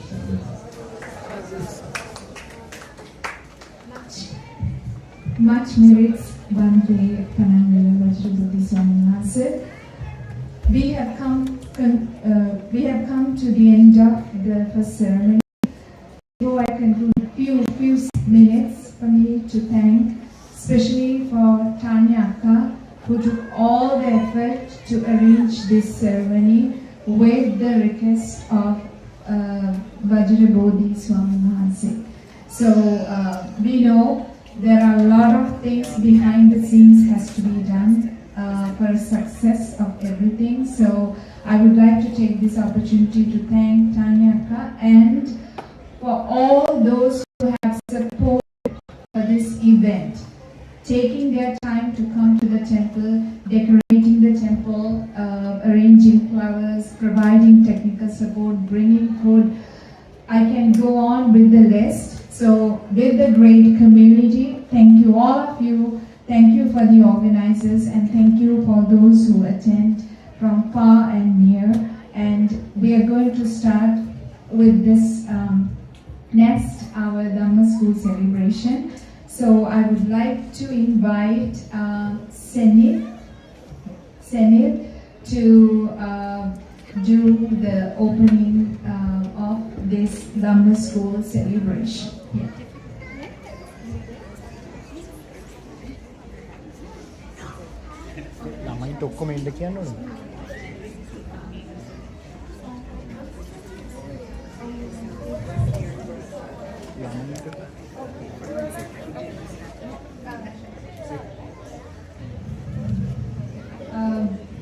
One quick minute. We have another guest. She won't do any speeches, but she wanted to present something. She would represent the mayor of City of Stonecrest, so she would like to give her little present representing the mayor of the Stonecrest, who have helped us a lot in this temple. So I would like to invite Ms. Tiffany. The mayor of Stonecrest. As you know, she's visited a few times. She wanted to make sure she's out of town at a conference, not meeting.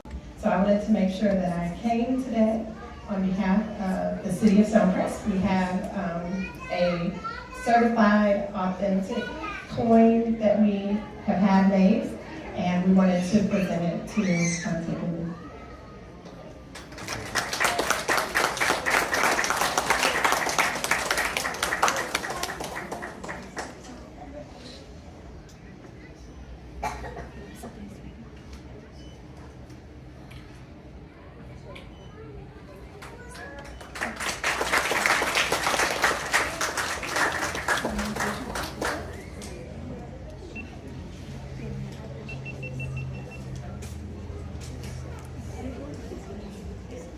Good evening, students, parents.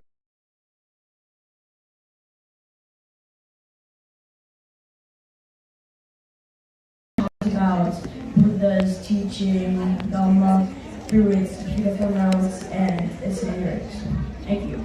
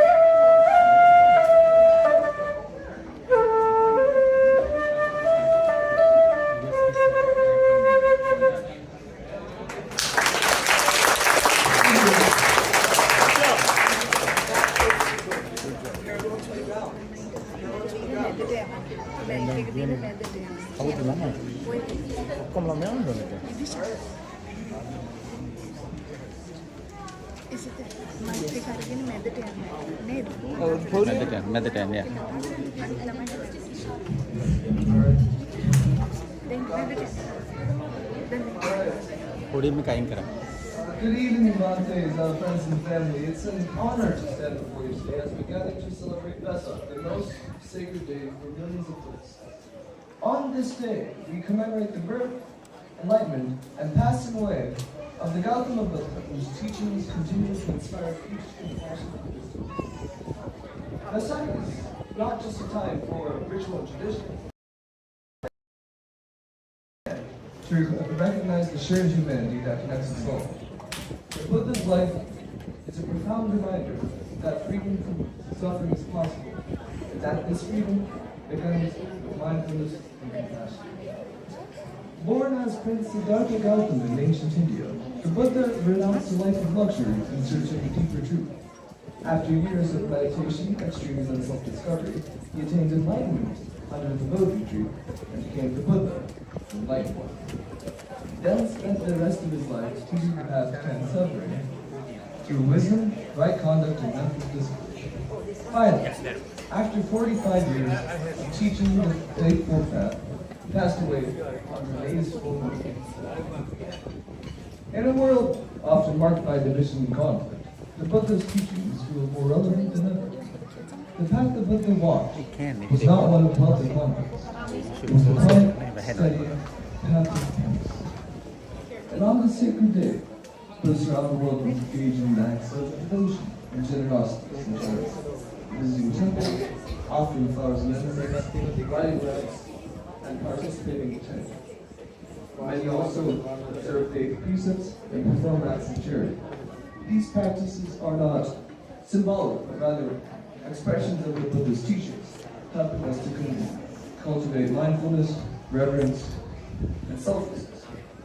Let us use this Vesak not just to honor the Buddha with words, but to embody his teachings in our everyday lives. And finally, thank you all for being here, and may this Vesak bring peace, joy, and wisdom to you all. Happy Vesak.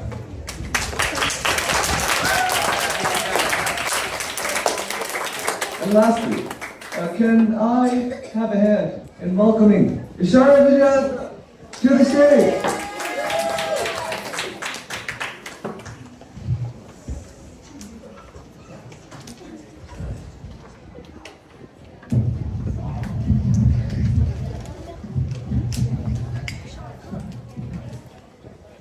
Thank you, Izzy. Dear Bhante's teachers, parents, and friends, today I'm going to talk about the practical benefits of gratitude. Gratitude is being kind to those that have helped us by reciprocating in whatever ways that we can. This will tell the recipient they are valued and not forgotten. What a better day than today to talk about gratitude. The base for gratitude is generosity. Lord Buddha has taught us a great deal about being grateful. By personal example, after he attained Buddhahood, he paid respects to very devoted Lochana Puja for 7 days. Being grateful has the following benefits. Gratitude makes people have a positive attitude, which in turn reduces negativity and promotes happy feelings. Gratitude can enhance human connections and develop good relations. It helps people sleep better and promotes good physical and mental health. Gratitude gives you greater willpower for productivity and improved self-esteem, resulting in good thoughts. It improves self-care. Generating kindness to oneself is very important to be able to take care of others. If you're not okay, how will you be able to take care of your loved ones? Many have suggested that writing a gratitude journal with a line or two daily helps to cultivate the habit of appreciation and gratitude. As devotees, we show our appreciation and extend gratefulness to Lord Buddha by offering flowers, lamps, Buddha puja, etc. Extending gratitude is something that we all need to continue to practice for the benefit of all. Thank you to Bhante's at Georgia Buddhist Vihara. We are very grateful to you. Thank you to my Dhamma teacher, Bhante Deepankar. We appreciate you very much. Thank you to the organizers of this Vesak program. Finally, I want to thank my parents for all the generosity they have taught me, which is helping me immensely in my high school years. That is the reason I am talking about this topic today. I wish you many blessings to all for listening to this speech and take the opportunity to wish you a very happy Vesak. Thero and Saranam.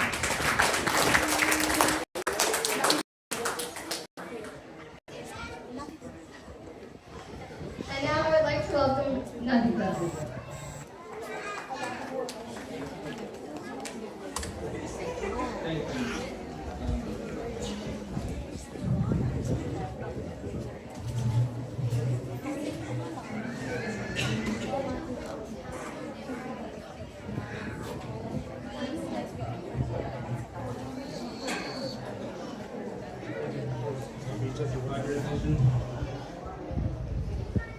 Sarana.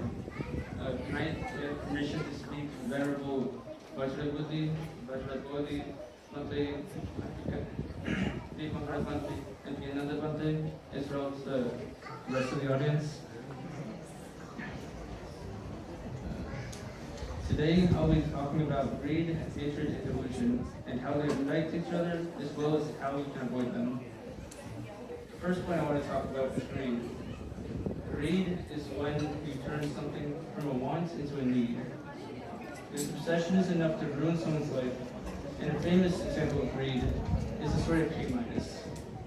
King Midas wanted to turn everything he wanted into gold, because that was his favorite item. So when he got that power, he began to use it on everything he saw, starting from his food, to his bowls, to even his daughter. He realized this was a curse put upon him when he touched his daughter, though, which effectively ended her life and also ended most of his happiness. Greed had effectively ruined his life. The second point I want to talk about is hatred.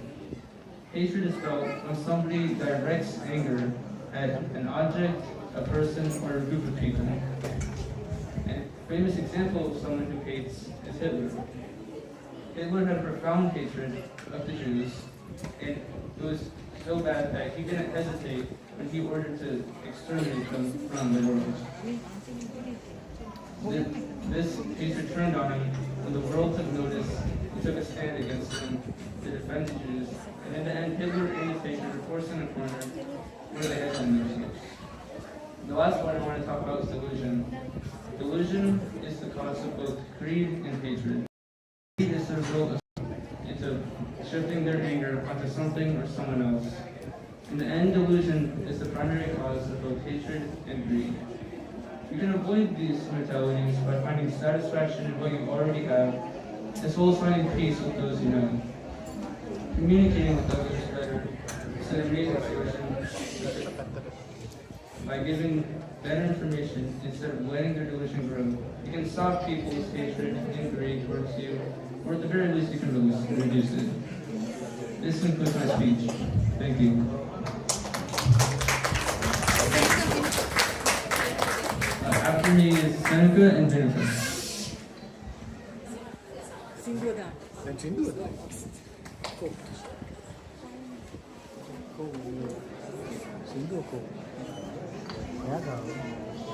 Sahanda of the music.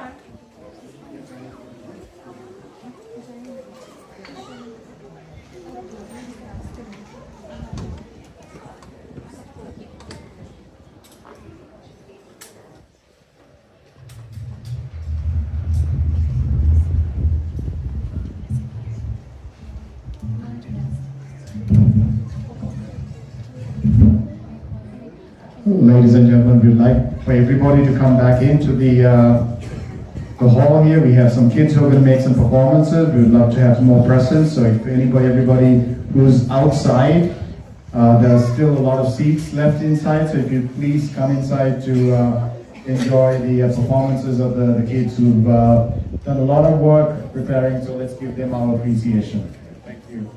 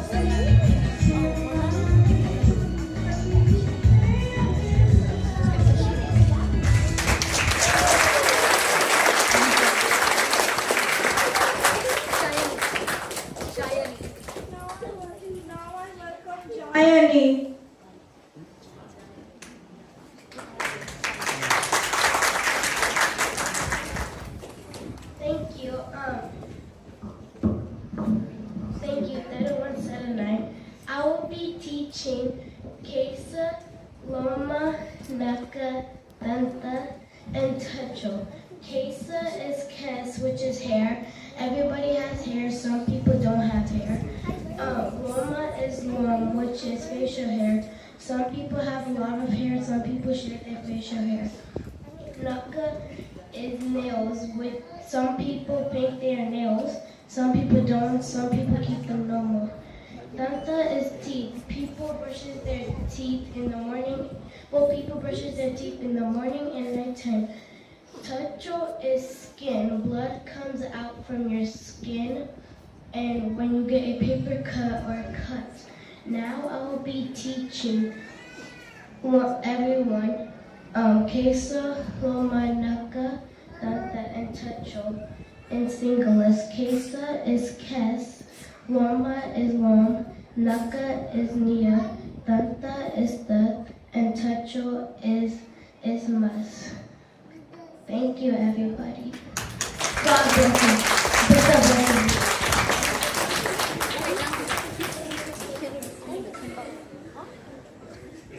Now it's gonna be Kenola.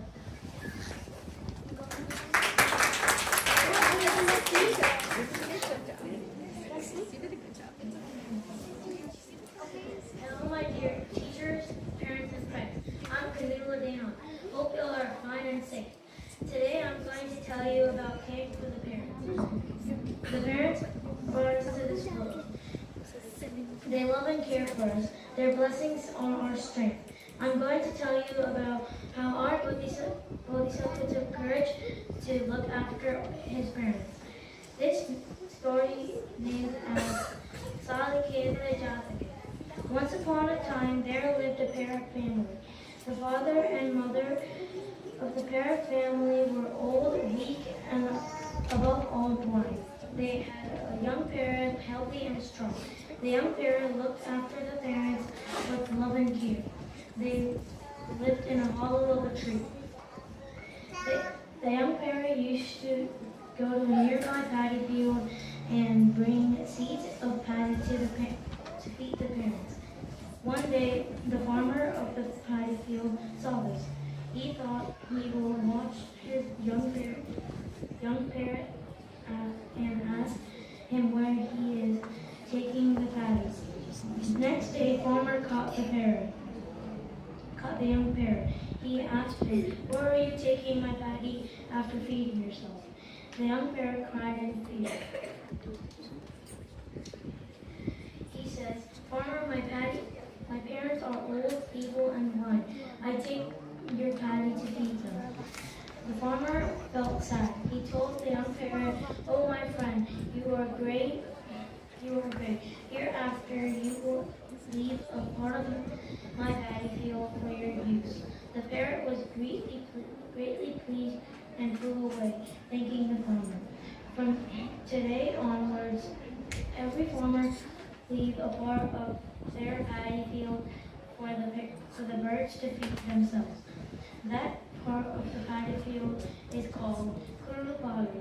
No matter how hard the situation was for our Bodhisattva to take care of his parents, so we should have to care for our mother and father, because we only get one mother and one father. The Supreme Buddha also preached in the Buddhist on the benefits of caring for the parents. Always love and care for your parents. Thank you, and wish you a happy Vesak day.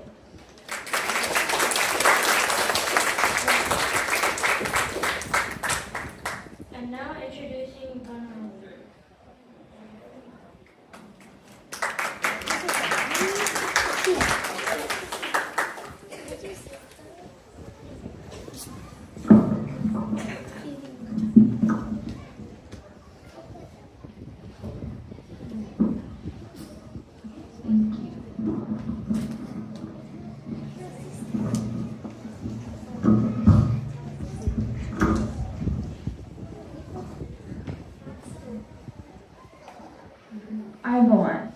On this Vesak celebration day, I'm blessed to have the opportunity to say a few words about the enormous and invaluable service Mahasangha, including the Sangha Bhante at the Georgia Buddhist Vihara, provide to people around the world. Words, sentences, or books are not enough to describe the great service Mahasangha is providing to society. It has always made a positive impact on our lives. They have a profound understanding of Buddha Dharma, and they serve as custodians of Buddhism and play a vital role in disseminating Dharma to others, as well as serving as beacons of wisdom and compassion. Their dedication to spiritual growth and their compassionate outreach are truly inspiring. Only because of Sangha Longse's great sacrifices, dedication, and efforts are we still able to hear and read the exact Buddha Dharma that Buddha preached to the world 2,500 years ago. Without Mahasangha, we would not have heard about the 5 Buddhist precepts which are meant to develop good moral character and progress us on the Dharma path. Each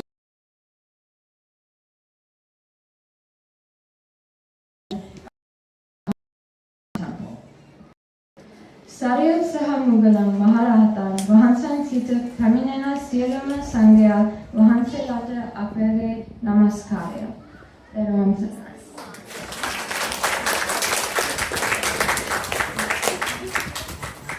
Okay, next is Selene.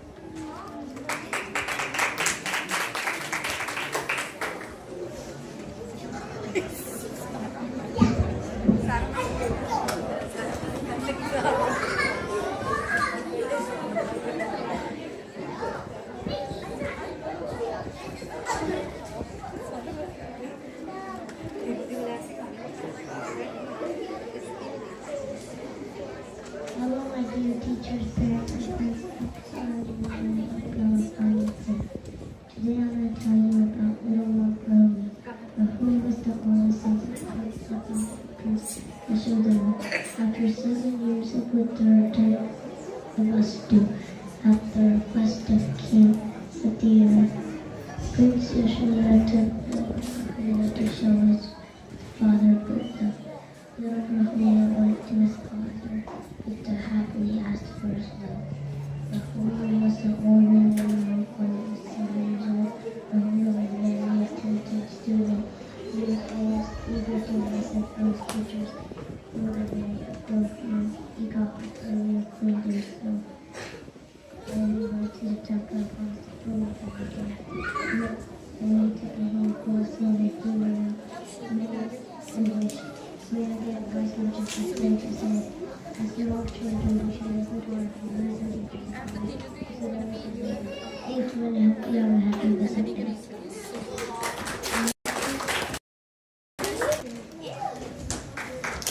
Ladies and gentlemen, folks who are outside, could you please keep the noise level down? We can hear you in here, and also there are more seats in, so if you can come inside and enjoy the preparations from the Dhamma school students, that would be great. So if you could please come in, and if you choose to stay outside, just try to keep the noise level down. Thank you.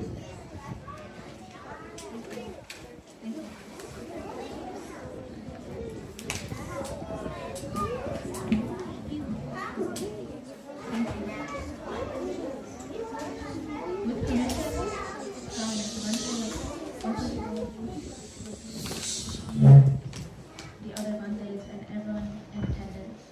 I want to express my family and my gratitude and wishes to Venerable Wajirabuddhi Thero, who has done a lot for this community and will be doing even more as Chief Judicial Monk of North America. As we all know, Bhante has improved and helped our community greatly by being the head monk in the temple.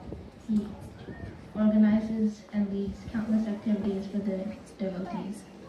For example, the youth retreat program, which I and many others have attended. There I learned the importance of mindfulness in our life. I've applied this in my studies, like at school. I try my best to be attentive, learn, and keep my grades up. However, if you do not do this, you will have ignorance and your behavior may worsen. Thanks to Bhante's teachings, I and many other kids who attend Dhamma school will not have this problem. Additionally, without Bhante, the community wouldn't be as large and loving as it is, with people from many different backgrounds coming to our temple. So, thank you Bhante for your role in the temple and now across the country. Thero on Thailand.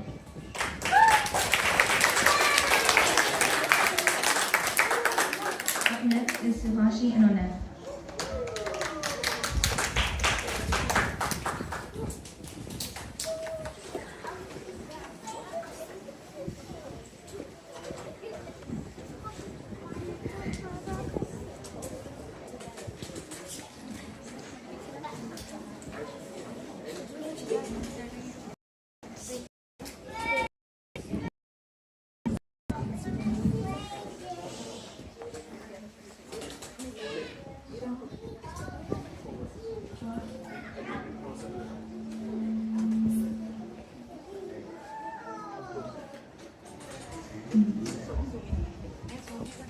Hello everyone, my name is Oneth and this is Suhashi, and today we are happy to share a few verses from Logade Sagarama, a renowned 15th century Sinhala Buddhist poem written by Venerable Vidagama Maitri Thero. Logade Sagarama is also known as Toward a Better World.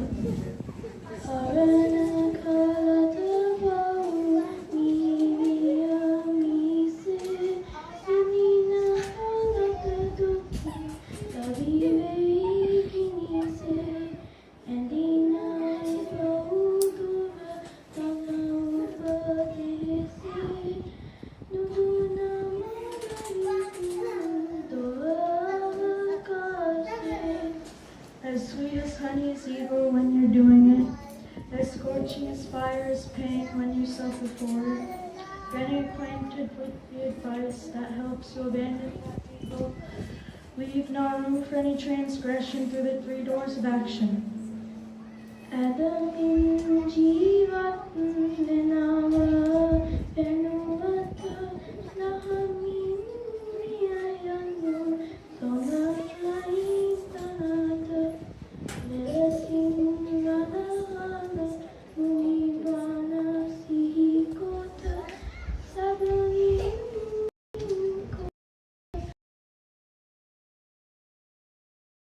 living unrighteously, calling to mind this teaching of the Buddha, be earnest in doing merits and attain Nibbana.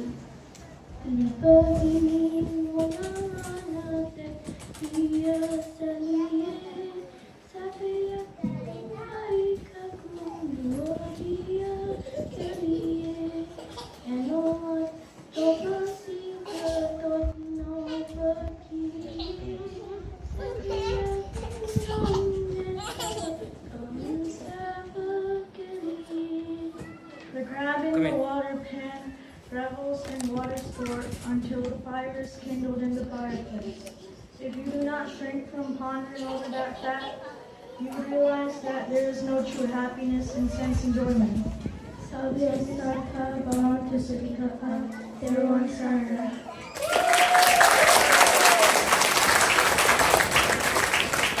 We would like to welcome Sumini to the stage.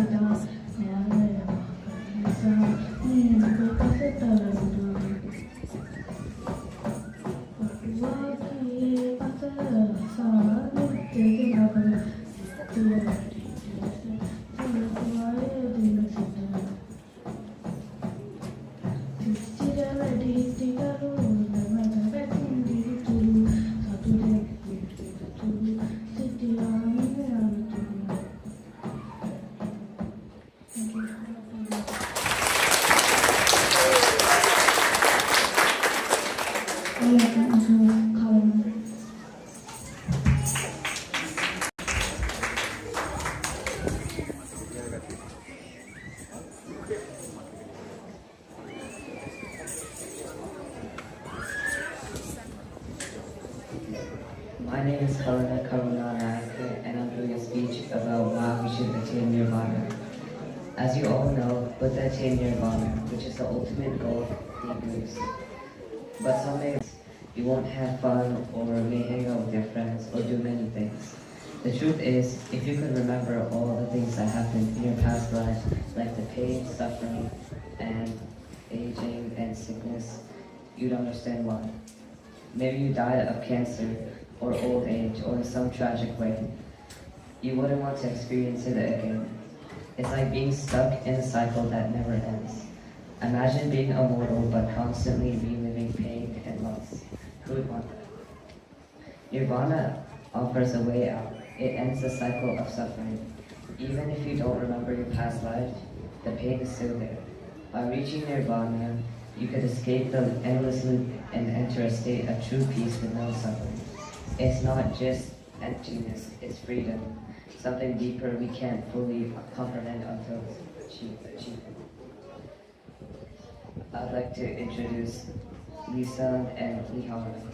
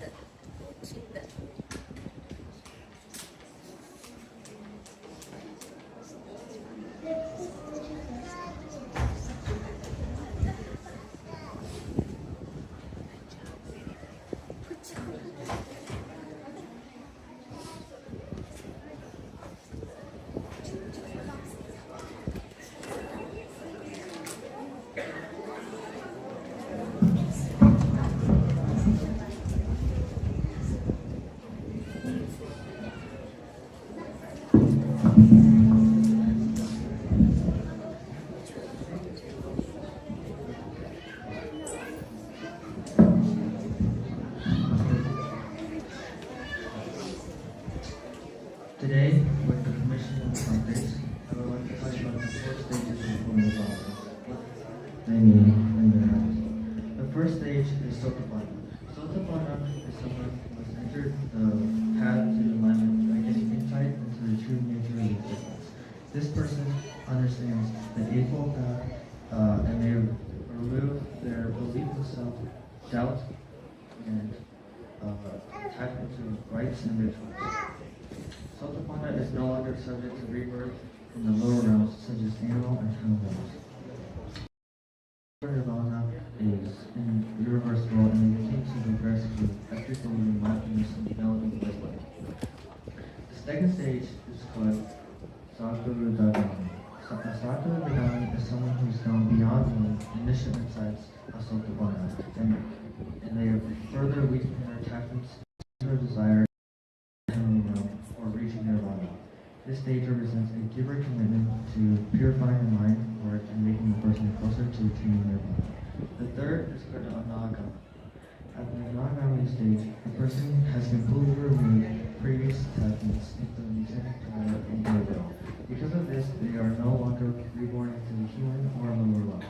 From there, they achieve nirvana without returning to any of the lower realms.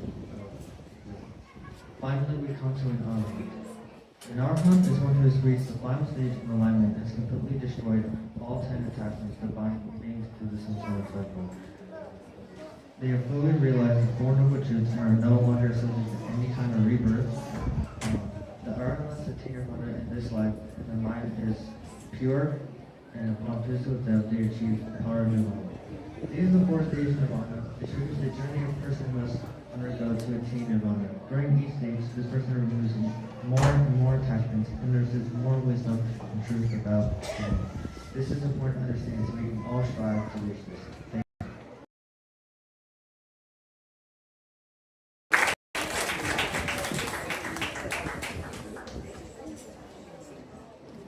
Today, I wrote a poem about representing Bhante's teachings.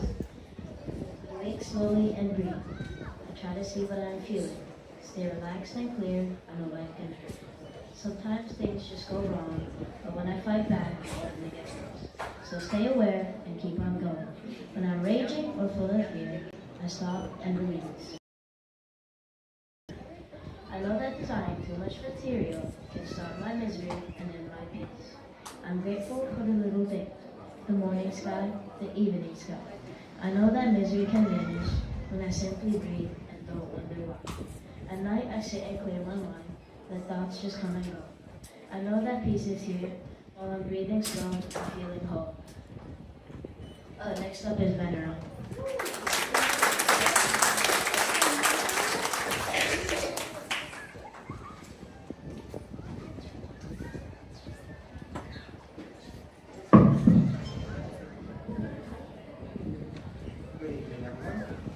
Bhantes, parents, young ones, children, all of you, friends.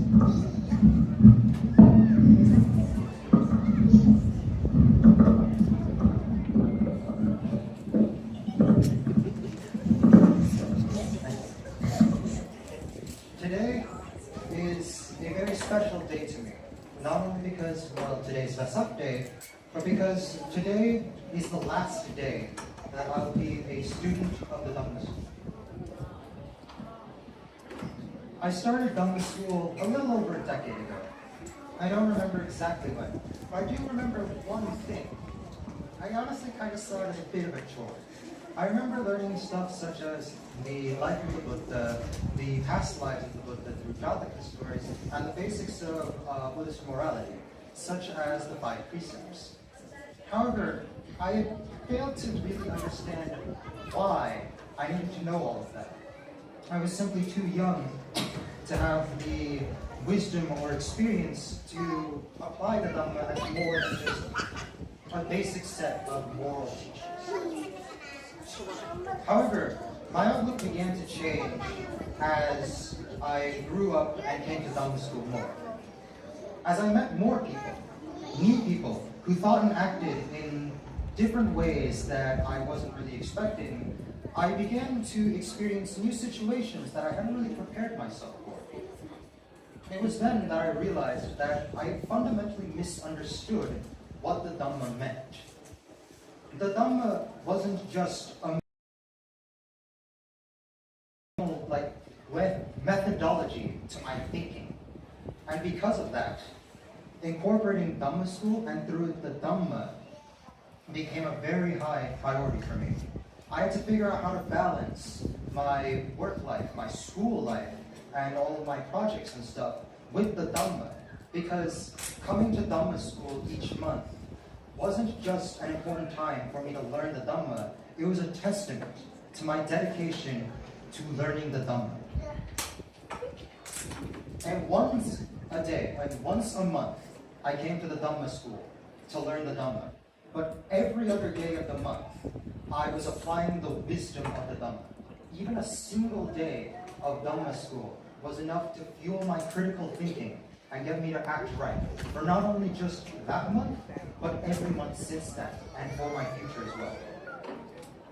When the Buddha was teaching us the Dhamma, he didn't give us just a mere code of morality, nor did he give us a full guidebook on how to exist in the world. Instead, he gave us the knowledge to be able to navigate the world on our own. That is why we come to Dhamma School. Not to get a step-by-step tutorial on how to live in the world, but instead to get a grip on how we choose to live the world. And that choice is important. There's not a lot that we can't choose. We can't choose the circumstances that we're in. We can't choose what situations we fall into. And we can't choose the way that other people treat us. But we can choose some things. We can choose how we manage our time. We can choose how we treat other people in our lives. And we can choose how we experience the things in our lives, good or bad. It's not always clear what the right choice is. But what the Dhamma does for us is help guide us to making the best choice for us. And that is the wisdom that we cultivate with the Dhamma, the knowledge that we learn here. We are all extremely lucky to have a temple that we can come to at any moment, any day. And even though today is my last day of Dhamma School, that in no way means that I will ever be abandoning the Dhamma or the temple, as a matter of fact. Because throughout all the years of learning the Dhamma, I have built up the faith in knowing that the version of myself tomorrow will always be better than the version of me yesterday. And because of that, I must give my most profound thanks to the Bhantes who have taught us, and me especially, the Dhamma that we need to know with boundless compassion. All the other Dhamma teachers here who have done the exact same thing, spreading the Dhamma with all their time, and the rest of you who have witnessed me grow up throughout these years. I have to thank all of you.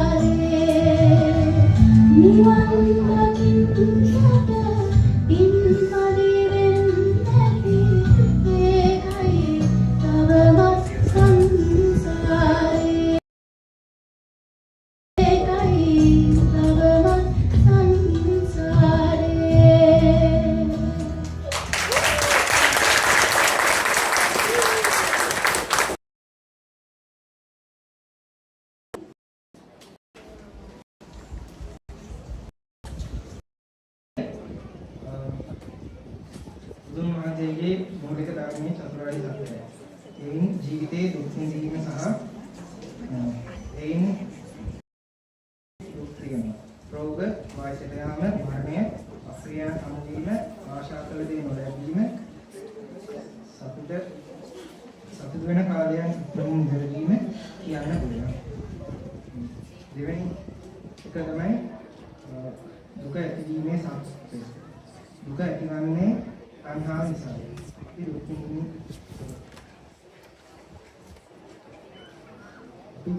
දුකින් ආශා කිරීම. අකමැති දේ වළක්වා ගැනීමට උත්සාහ කිරීමෙන් සහ ජීවිතයේ සැබෑ ස්වභාවය නොදේරෙන නිසා. තුන්වෙනි එක තමයි දුක්ඛ නිරෝධ සත්‍ය. මේ දුක් නැති කිරීමට තණ්හාව නැති කළ යුතුයි. එයින් දුකද නැති. අවසානයේ තමයි දුක්ඛ නිරෝධ ගාමිනී ප්‍රතිපදා සත්‍යය. දුක අතහැරීමට අනුගමනය කළ යුතු මාර්ගය මෙය. එනම් ආර්ය අෂ්ටාංගික මාර්ගය. අපේ ජීවිතයට මේන් වැදගත් වන්නේ මේන් ගැටලු හඳුනා ගැනීමට උදව් කරන අතර දුක්වල සැබෑ හේතුව තේරුම් ගැනීමට උදව් වෙනවා. අසාසිකී උපසමය සම්මා සම්බුද්ධ.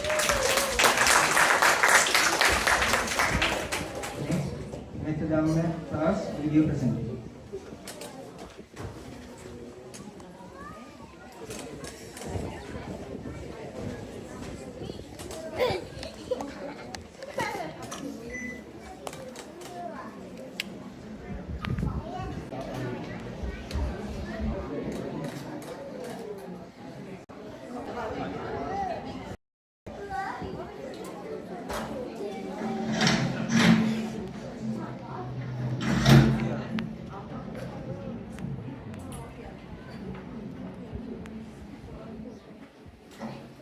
Namo Buddhaya. Welcome to the Wajirabuddhi Singhara's Metta Dhamma class 2024 to 2025 class presentation. I'm Dinolia Jayasingh, and I've been attending the Wajirabuddhi Singhara's Dhamma class for almost 10 years. For the past 2 years, I've been assisting the Metta Dhamma class as a teaching assistant. This year, I proposed a project under the theme of opening a new window, in which all our little brothers and sisters read Dhamma books and articles and presented what they learned in class. So, this year, let's see what they have to present and have a glimpse of what they've learned. I'm Binara Rajapakshagay and I am 9 years old. Namo Buddhaya. I'm Binaka Pakshagay. I'm 5 years old. We are from Clemson, South Carolina. To all of you. This is the very first start of the story my mom told me. Once upon a time, there was a farmer. The farmer got a giant straw bull. One day there was a competition to determine the strongest bull in the village. Nandi Visala and the man entered the competition. Unfortunately, very mean and hitting Nandi Visala. So Nandi Visala didn't move a muscle. And so the owner apologized to Nandi Visala and realized his big mistake that he made. So the 100 carts flawlessly. The moral of this story is to use nice and kind words and powerful words, and those words can be powerful to get anything you want. Let's talk to others. Peaceful Vesak. My name is Timothy. I joined the Dhamma school.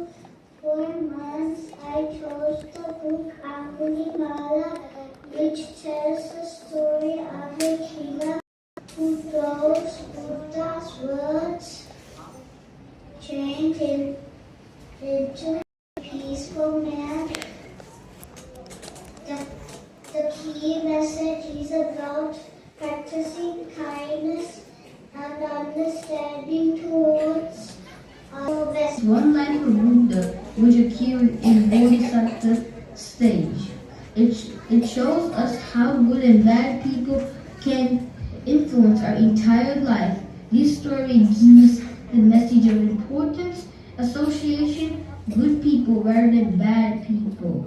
Therefore, we always try to shape our lives with the good association. After reading this story, I tried to practice good words and at my school and my home. Everyone appreciates my good behavior. Thank you. I wish you all a peaceful Vesak. Namo Buddhaya. I am Defina and I live in New York. I joined the GBV Metta Dhamma class in 2023. And this is my second year at the GBV Metta Dhamma class. I chose this book, Suvana Hansukan, Dragon the story to align with the opening of a new window theme project. I love reading stories. His family misused the golden feathers and lost it all due to their greediness. The key message stuck with me from this story is to be happy with the stuff you are given. After reading the story, I tried practicing to be happy with what I had at school and my home. And I see improvement in controlling being sad about what I don't have. Thank you, and I wish you all a peaceful Vesak. My name is Tristan Rajapaksa. I live in New Jersey. I joined the Dhamma class in 2021. As a part of this year's theme of opening a new window project, I read a Jataka story from a Buddhist book called The Brave Buddha Bird. In this story, the little bird is trying to rescue all the animals in the forest from the fire. The teaching point from the story is no matter how small you are, you can still make a big difference in the world by being kind and willing to help others. I tried to incorporate what I learned from this story to everyday life by showing kindness and being helpful in my community. Thank you. I wish you all a very peaceful Vesak. Namabuddhaya. Hi, my name is Samindi Jayasingha and I'm 10 years old. I have been attending Georgia Buddhist Vihara Dhamma School for the past 5 years. The name of the book is The Kind, Compassionate, and to Give to Others. I wish you all a happy Vesak. Namo Buddhaya. Hello, my name is Tisat. I live in South Carolina. I have been in this class for almost a year. I chose a story called Apannaka Jataka because it's good. And the story is about two merchants crossing a desert full of demons. The first merchant and their people got tricked. The second merchant, who was Bodhisattva, him and his people didn't get tricked to waste all their water and they survived the wasteland.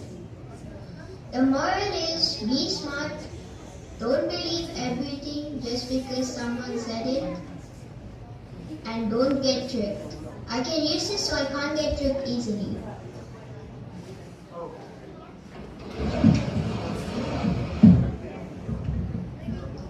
Everyone, I'm Shinsa and I live in New York. I joined the GBV Vector Dhamma class in 2020 and this is my 5th year here. I chose the Kapika Jataka for the window project. The story tells me about how a greedy monk learns how to stop being greedy by learning about what he did in his past life as a crow. The crow tricked Buddha, who was born as a pigeon at the time, to get meat that didn't belong to him. The crow ended up dead because of his actions. The moral I learned from this Jataka story is that being greedy has consequences. After learning about what greed does to me, I tried to be less greedy and more giving. And by changing my actions, I became more positive than before. Thank you for listening, and I wish you all an amazing Vesak. Namaste. I'm Dr. Aisha Johnson, and I have been teaching Georgia Buddhist Vihara online Dhamma class the last 5 years. To go along this year's Midterm project, I chose this book, the Dhammapada, which has great teachings of our Supreme Lord. I specifically like this Dhamma book because it has very short Dhamma segments, as well as I was able to learn a lot of great teachings of Dhamma, which I can use to teach the Dhamma class kids as well. Lastly, I would like to take this opportunity to thank Reverend Bhante Wajirabuddhi and the rest of the resident monks at Georgia Buddhist Vihara for giving me the opportunity to teach the kids across the United States for the last 5 years. And also, I would like to thank all the parents who shared their beautiful kids with me and who encouraged those kids to attend the Dhamma class. I wish all of you a great Vesak celebration. Namo Buddhaya. Well, we have now come out of all our little sisters. I hope that you're inspired a very happy Vesak. Namo Buddhaya.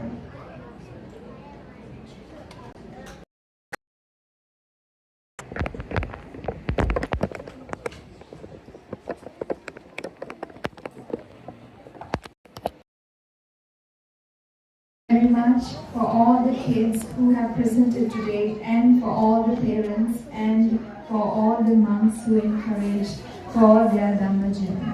Now we are going to present the certificates of the youth retreat of year 2023 and 2024.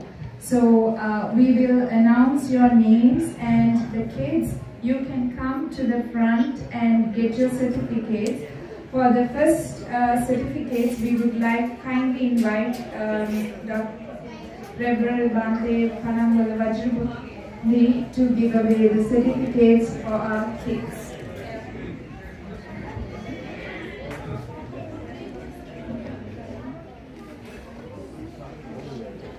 Tanmai Chidala,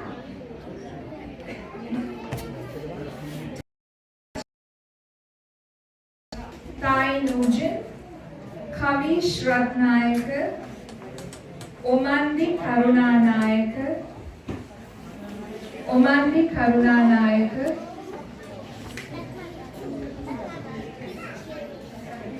Kalana Karunanayaka, Omandi Karunanayaka. You can get your certificates from Bhante. Kalana Karunanayaka, Savani De Silva, Menadi Dharmabandhu,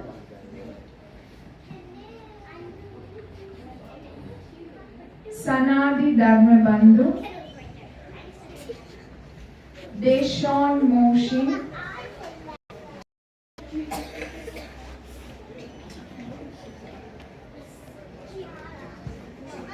Sanadi Dharmabandhu,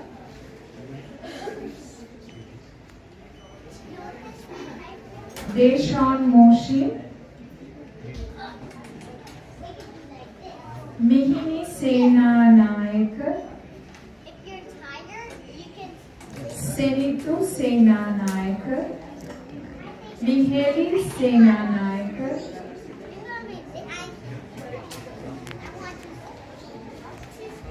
Tenulya Jayasinghe,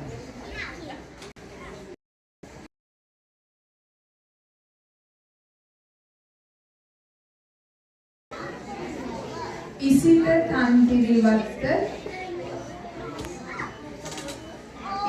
Tantirivatta, Tinudi Vikramade,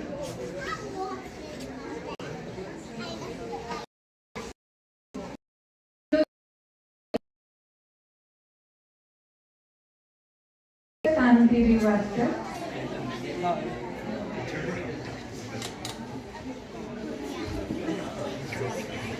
Ciara Tantirivatta,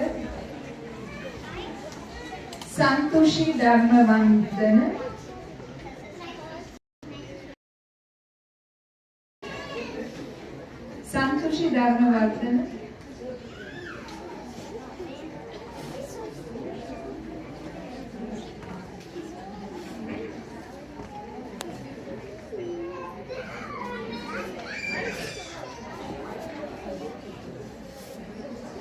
Damsas Dharmavardhana, Venura Jayaratna, Venura Jayaratna, Chameli Tisera, Niteli Tisera, Shivan Pereira, Uchita Kulasiri,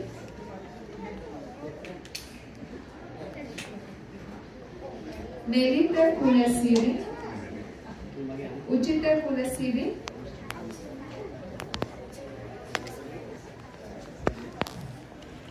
Nerita Ratna,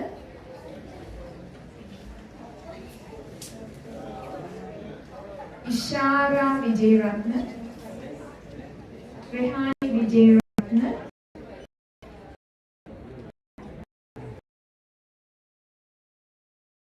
Liana Rachi,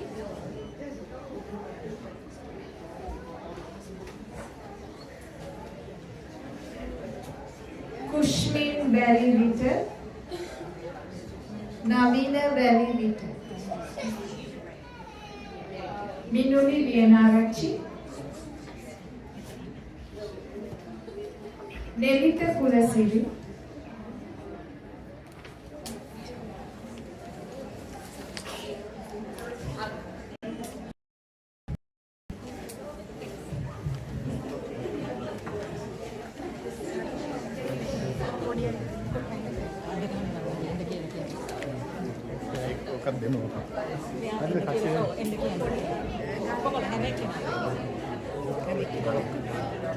Kids.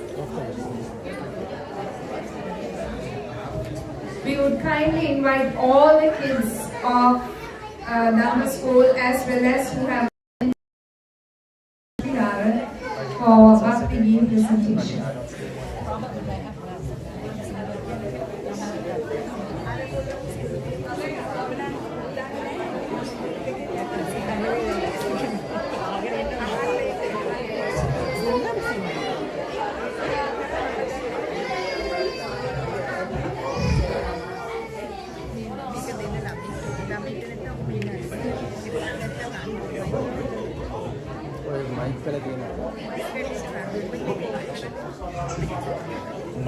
මේ link එක වල තියෙන ඇඩල්ට්ස් භක්ති ගීත කියලා මේගොල්ලෝ මොනවද කියන්නේ? Folk music එක. Folk music. හරි folk music.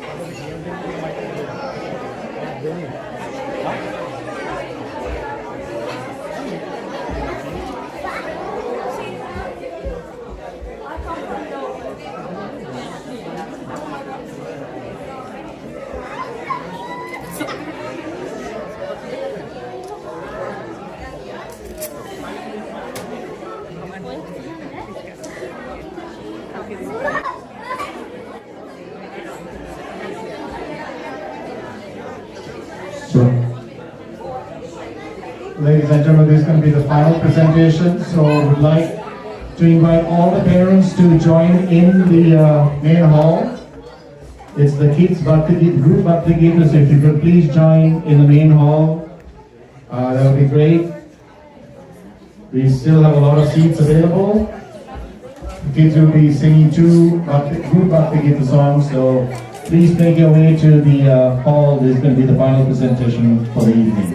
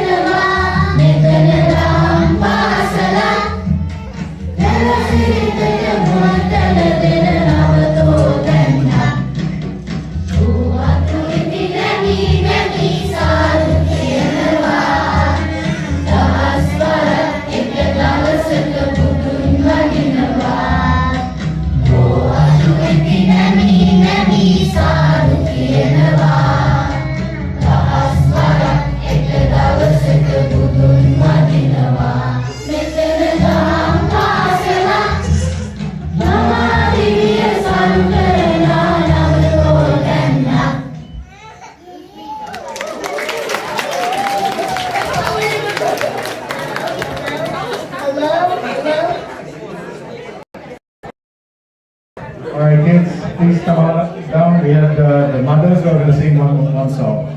So the kids, thank you very much. Big round of applause for the kids.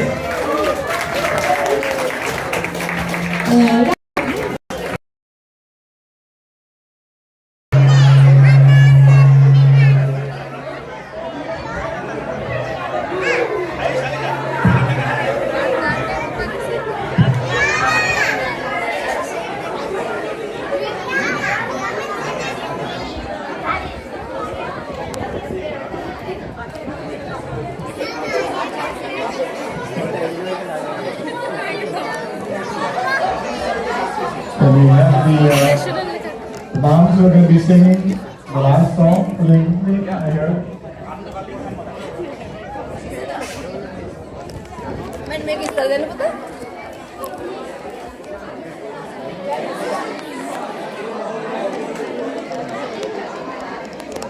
All right, ladies, please make your way up here. Come on up.